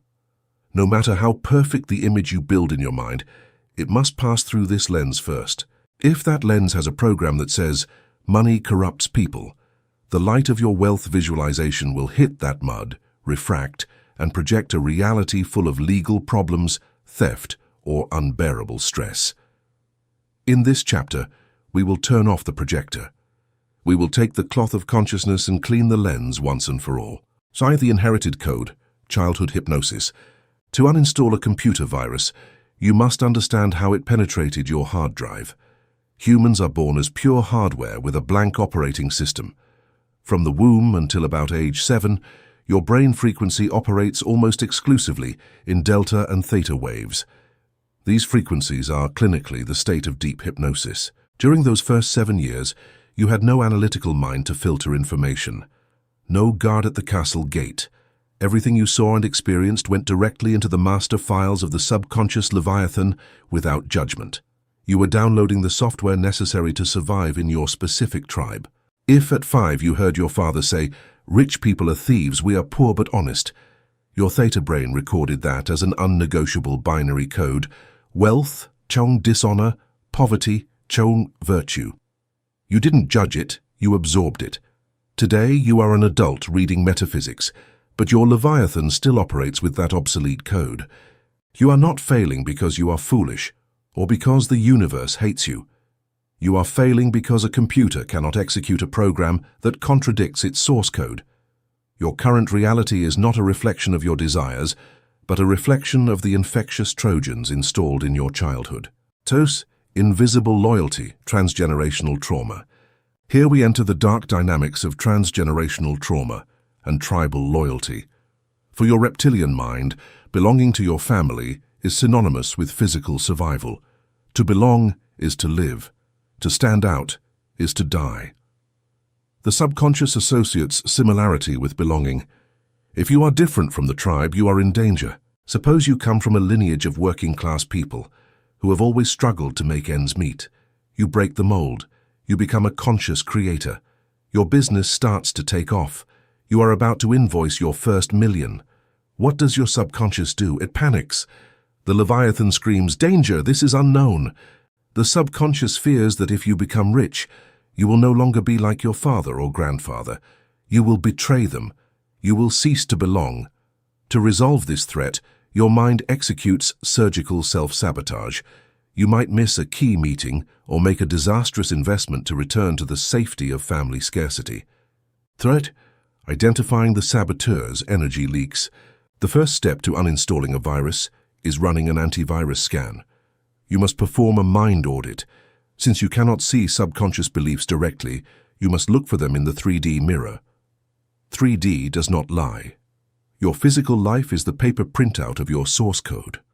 Look for the repetitive failure patterns. Ask yourself, why every time I save money does an emergency expense appear that returns me to zero?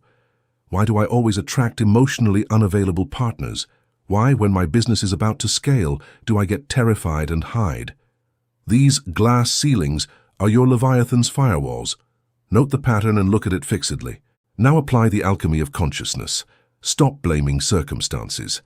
The car did not break by chance. Your biomagnetic field of guilt manipulated quantum probability so the mechanic would take your surplus. Recognition is the first spark of ultraviolet light that begins to burn the virus code. For the root of the poisonous tree, the 4 horsemen. 4 matrix beliefs corrupt the quantum canvas. The merit virus, I'm not enough. Symptoms include overworking and perfectionism. You feel guilty when success comes easily. The martyr virus, sacrifice is virtue. You prefer being good and poor over bad and rich because you associate joy with selfishness. The threat virus, standing out is dangerous. You keep a low profile and charge less than you are worth. The Leviathan classifies visibility as a death threat. The dark money virus, wealth stains. You spend money immediately to keep your soul pure, fearing that abundance will make you a corrupt person. The logic of viral replication. Understand that these viruses are self-replicating. They seek validation in the 3D world to stay alive. If you have a virus of betrayal, your mind will unconsciously seek out people who will betray you just to prove that the lens is correct. It is a closed feedback loop that reinforces your misery. Cleaning the lens means refusing to provide the data that feeds the virus. You must become a biological firewall. This requires you to stop talking about your problems as if they are solid facts. When you describe your scarcity to others, you are effectively copy-pasting the virus into their lenses and reinfecting your own. The virus thrives on attention and narrative. By starving it of your words, you begin the process of structural decay within the belief. A belief that is not spoken or acted upon eventually loses its electrical charge. You are not just cleaning a lens, you are rewriting the very laws of your internal universe.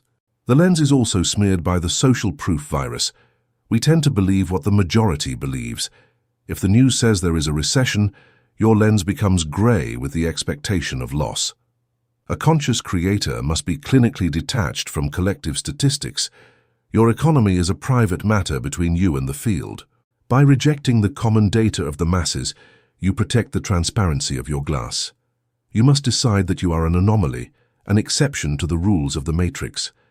This divine arrogance is actually a technical necessity to keep the lens from becoming foggy with the doubts of the unawakened world. So the uninstallation protocol, the quantum antivirus, once the Trojan is identified, you cannot uninstall it by fighting. Fighting a fear injects it with creative attention, making it stronger. We will apply the protocol of relentless observation. Real-time detection. Feel the tug in your stomach. Your mind screams, "You are a fraud." Do not silence the voice. Observe it. Extraction of the possessive. The ego says, "I am afraid." Change the pronoun. Say, "Look how interesting. My body is experiencing a fear program." By observing the program, you prove you are not the program. You just cut its blood supply. The virus is now in quarantine. It loses its authority over your actions. Invalidation of authority. Look at that program with divine indifference. Tell the virus, "I no longer believe you. You are not the truth. You are an electromagnetic illusion. I withdraw all administrator permissions." Overwriting. Open the visualization bridge. Inject anticipated gratitude. The old code is crushed. Seventh, the cut cord technique. Transgenerational release. If your virus is invisible loyalty, observation is not enough. You need a symbolic ritual. For the deep mind, lineage is the most sacred force. You must prove to the Leviathan that success is the highest way to honor your family. Tonight, in the dark, enter the theta state. Visualize your parents and an endless line of ancestors. Visualize that you carry a heavy lead backpack on your shoulders. It contains their fears and pain. You have carried it out of blind love. Now, take it off. Pass the backpack to their hands. Look them in the eyes and say with authority, "I honor your life. But this fear of money does not belong to me. I return it to you with respect. I cut this chain for myself and future generations. Bless me when you see my life overflow with wealth. My happiness will be the trophy of your sacrifice. I do this in your honor." Visualize them smiling and giving their blessing. Visualize a golden cord being cut. Feel a 1,000-ton weight disappear from your back. This is more than a visualization. It is a legal settlement in the spiritual realm. You are declaring that the debt of the past has been paid in full by your own awareness. The ancestors do not want you to suffer. Their souls rejoice in your liberation. By letting go of the backpack, you allow them to rest and you to soar. The emotional release that follows this ritual is often physical. You may feel a warmth in your chest or even shed tears of relief. This is the biological evidence that the transgenerational virus has been deleted from your cellular memory. Your lens is now polished to a mirror shine, ready for the new film. Theta, the sovereignty of the new script. Once the lens is clear, you must protect it with fierce sovereignty. The world will try to smudge it again with common sense and realism. Realism is often just the collective virus of the masses. Your clear lens allows you to see the 4D blueprints before they manifest. Do not let the unwashed hands of others touch your glass. This clarity is your most precious asset. A clear lens turns your heart's desire into a laser beam. In the absence of mud, the light of your intent is no longer scattered. It is concentrated. This concentration is what causes the instantaneous collapse of the wave function. You move from trying to manifest to decreeing reality. Your new script is not a hope, it is a command. When the lens is clean, the universe recognizes the signature of a master. The static of doubt is gone. You are now a transparent conduit for the infinite abundance of the source. The film of your life finally matches the HD quality of your divine origin. To maintain this sovereignty, you must become a selective gatekeeper of your environment. Every person you spend time with is a potential source of lens smudge. If their words are full of lack, their vibration will leave residue on your consciousness. Surround yourself with those whose lenses are as clear as yours. Remember that the lens is not just for projecting out, it is for perceiving in. When the lens is clean, you see opportunities where others see obstacles. You see abundance where others see scarcity. Your very perception becomes a tool of creation as the observer effect operates through your newly purified vision.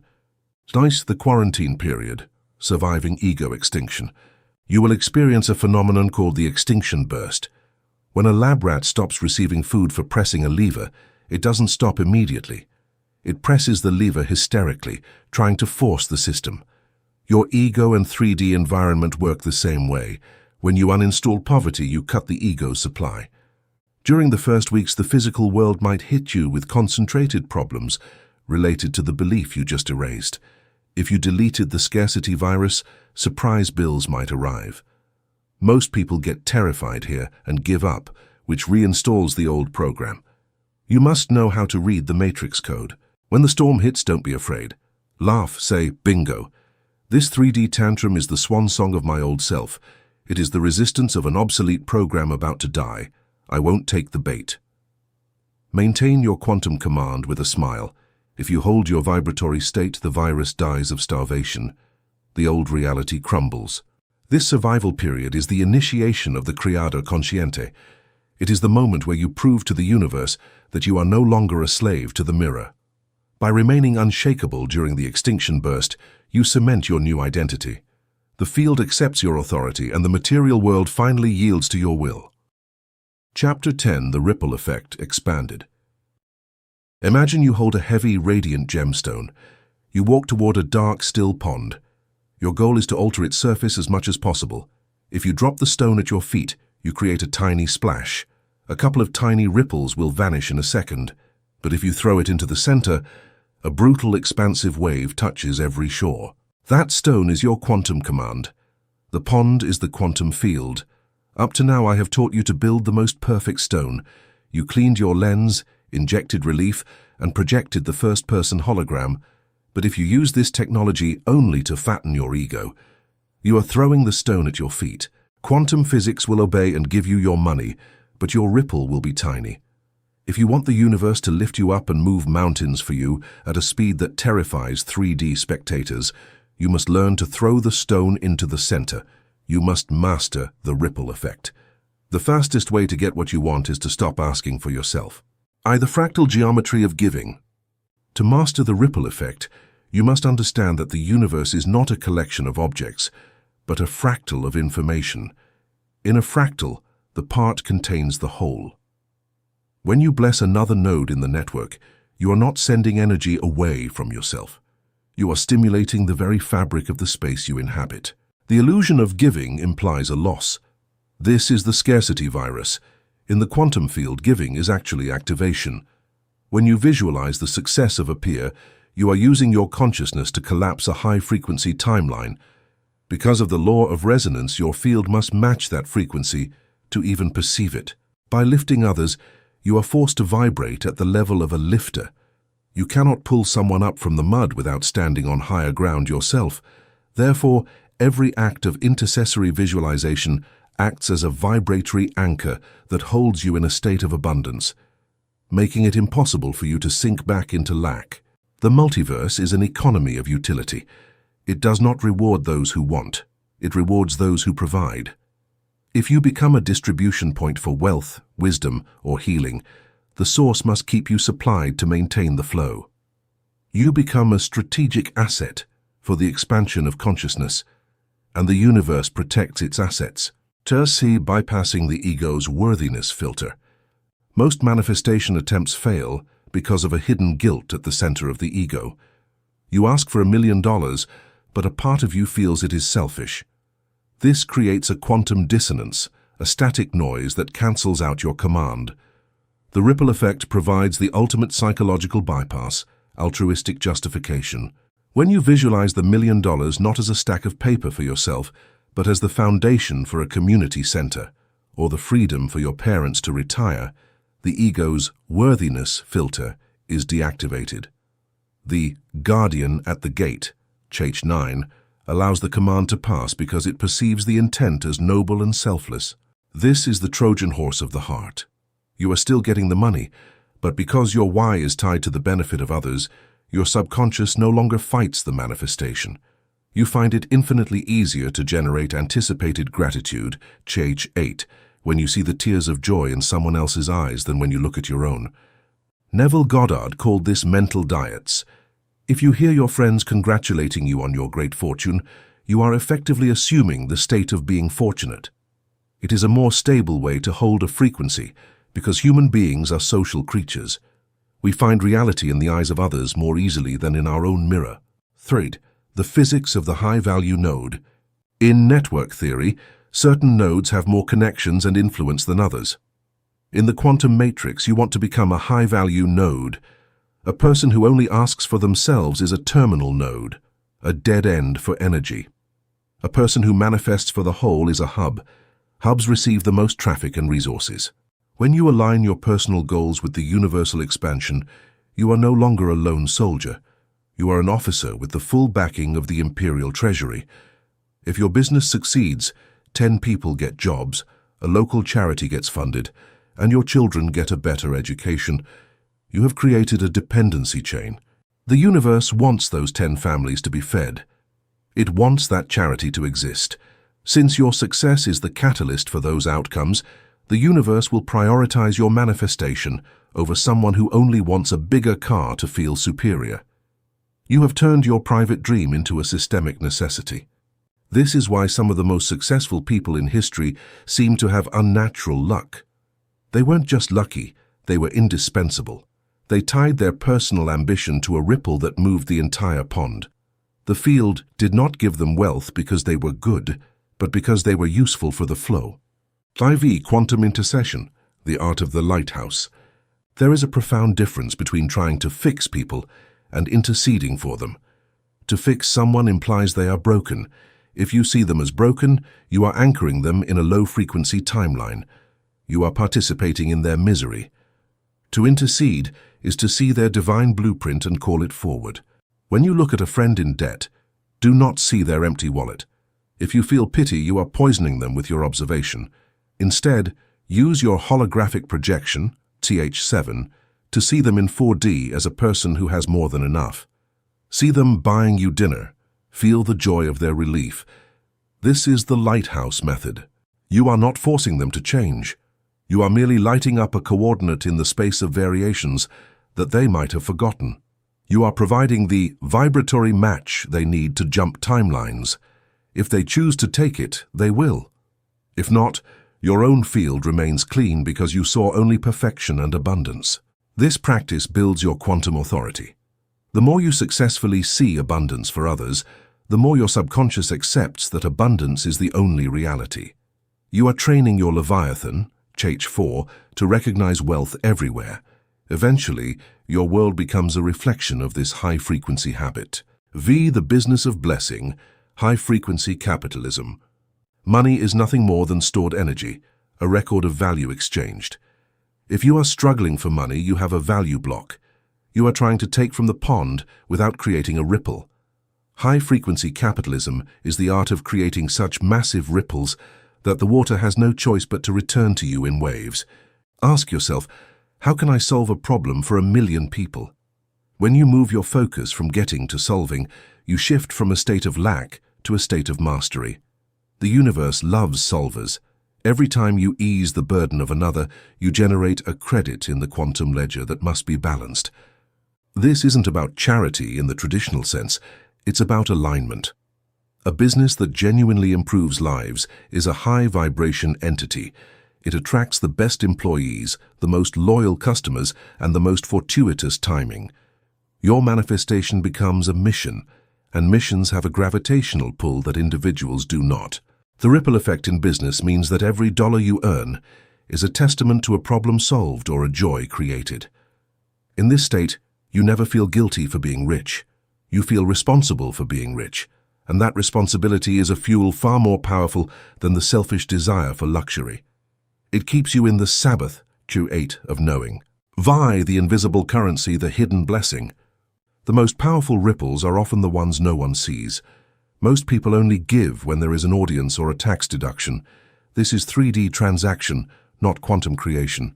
The hidden blessing is the practice of blessing people who will never know it was you. It is the purest form of radiant intent. When you bless a stranger in traffic, or a waiter who is having a bad day, you are performing an act of pure cause. Because there is no 3D reward, no thank you, no social credit, the entire reward must be settled by the quantum field. You are building an invisible account of high-frequency energy. This practice destroys the ego's need for validation. It trains you to be the sole author of your reality. You become a person who generates light regardless of the environment. This makes you vibrationally independent. When you don't need the world to be good for you to feel good, you have mastered the matrix. The hidden blessing creates a buffer zone of high frequency around you. Even when the 3D world is in chaos, your private ripples keep your immediate vicinity calm. You become the eye of the hurricane, Ch 10. People will notice that good things just happen when you are around. You have become a walking portal of grace. The law of circularity, the boomerang effect. The universe is curved. Every thought, every emotion, and every intent eventually circles back to its source. This is not a threat.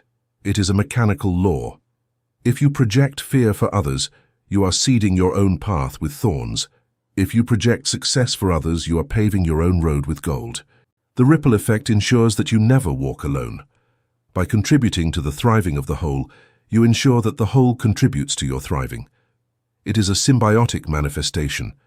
You stop being a competitor in a world of limited resources and start being a collaborator in a world of infinite potential. The final stage of the ripple effect is the dissolution of the I. When you truly realize that your neighbor's joy is your joy, and their wealth is a sign that wealth is available to you, the rubber band of ego resistance snaps. You become a conduit, and a conduit for the infinite can never ever be empty. Faith in the sovereignty of the awakened node. As awakened node does not wait for the pond to move. It initiates the wave. You are no longer reacting to the news, the economy, or your bank balance.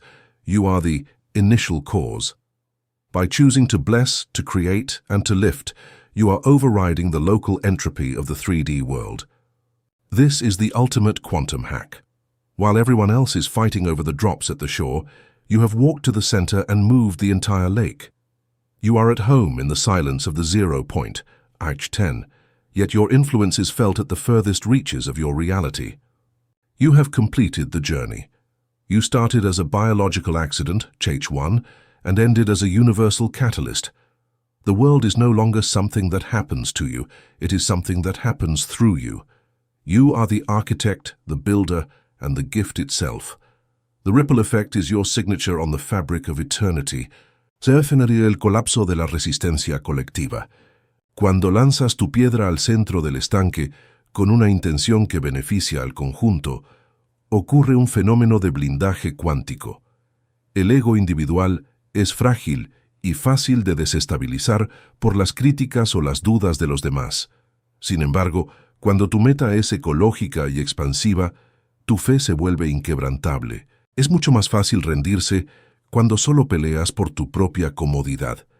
Pero cuando sientes que el bienestar de tu familia, el empleo de tus colaboradores o la inspiración de tu comunidad dependen de tu éxito, desarrollas una fuerza sobrehumana. La responsabilidad se transforma en combustible, eliminando la pereza y el miedo. El universo no solo te da los recursos, sino que te otorga la autoridad necesaria para gestionarlos.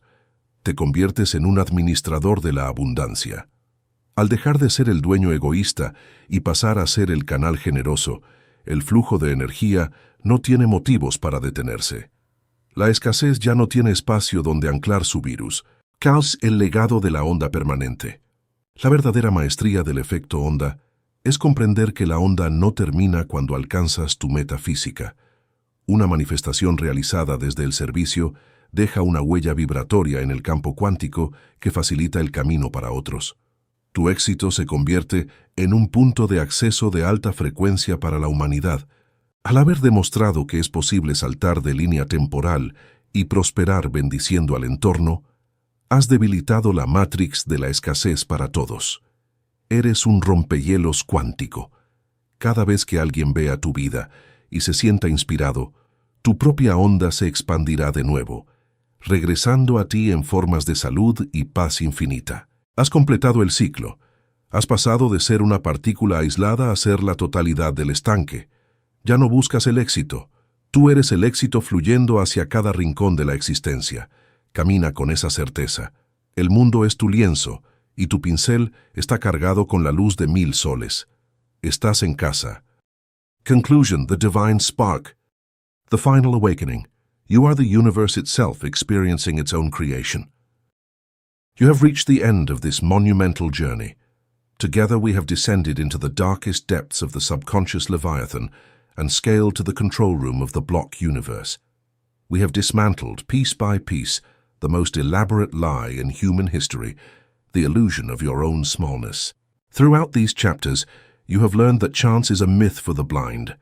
You have verified with the implacable coldness of mathematics that your birth is an impossible equation, a biological miracle that required the perfect movement of galaxies and the victory in a race of 200 million competitors. You have learned to clean the lens of your mind from the viruses of unworthiness, discovered how to project holograms of future reality on the brain's quantum canvas, and ignited the alchemical furnace of your heart with anticipated gratitude. You have understood the physics of karma and sworn to respect the law of balance. You have the keys, you have the map, you have the engine. But before you close this book and return to the noisy theater of the third dimension, I must give you the final revelation.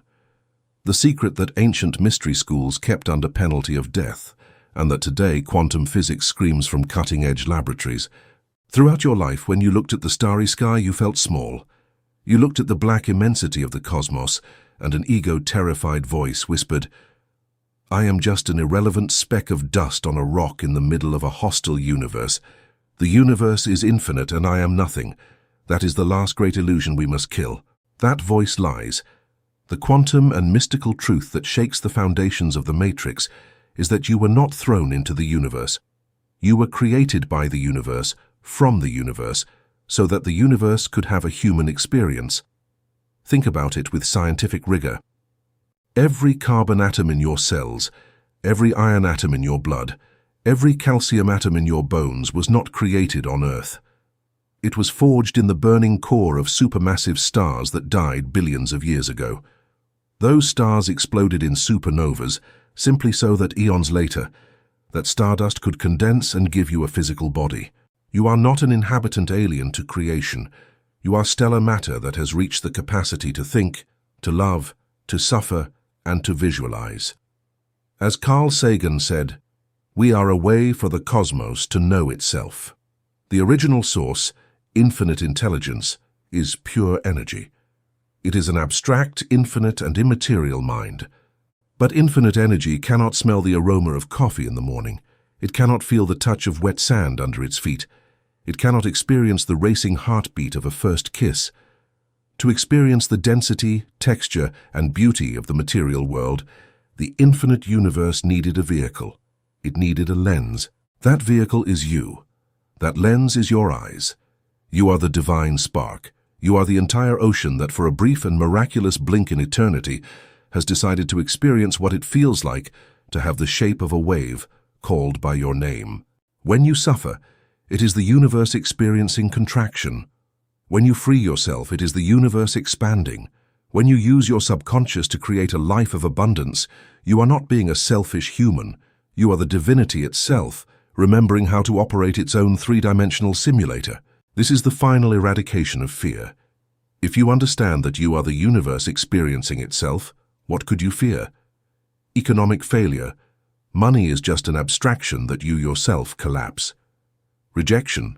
Other people are simply other fractals of your same divine consciousness, playing different roles. Physical death.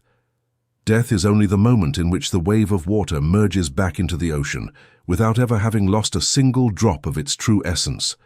By awakening to this reality, imposter syndrome completely disintegrates. You cannot be an imposter when you possess the source code of the galaxy. You no longer walk the street asking for permission to exist. You no longer apologize for desiring greatness. You no longer bow your head before control systems that try to keep humanity scared and docile. An amnesiac god can be enslaved, but a god who has remembered who they are is absolutely ungovernable. From this moment, your life is no longer a desperate struggle for survival. Your life becomes a conscious work of art. The architect's oath we took at the beginning of this book has been sealed in your DNA. You know your success is inevitable because you are aligned with the law of balance. You have become the lighthouse in the fog. The outside world will still try to deceive you. There will be days when the mirror shows you shadows, but you already have the antidote. When the storm roars, you will close your eyes, breathe into your heart, invoke gratitude and remember your true nature. You will smile in the middle of chaos, knowing that the movie screen cannot hurt the projector. This is your final awakening. The book closes here, but your true story, the story of the sovereign creator, barely begins on the first page. Go out there. Tread firmly on the earth you helped forge from the stars. Look at the matrix with the compassion and authority of one who has decoded it. Do not wait for the world to give you permission to be brilliant. The physical world is anxiously waiting for you to give it the order to reorganize at your feet. Breathe deeply. Feel the divine spark burning in your chest. Rise, take your place. Claim your empire. The conscious miracle is you, and your moment is now.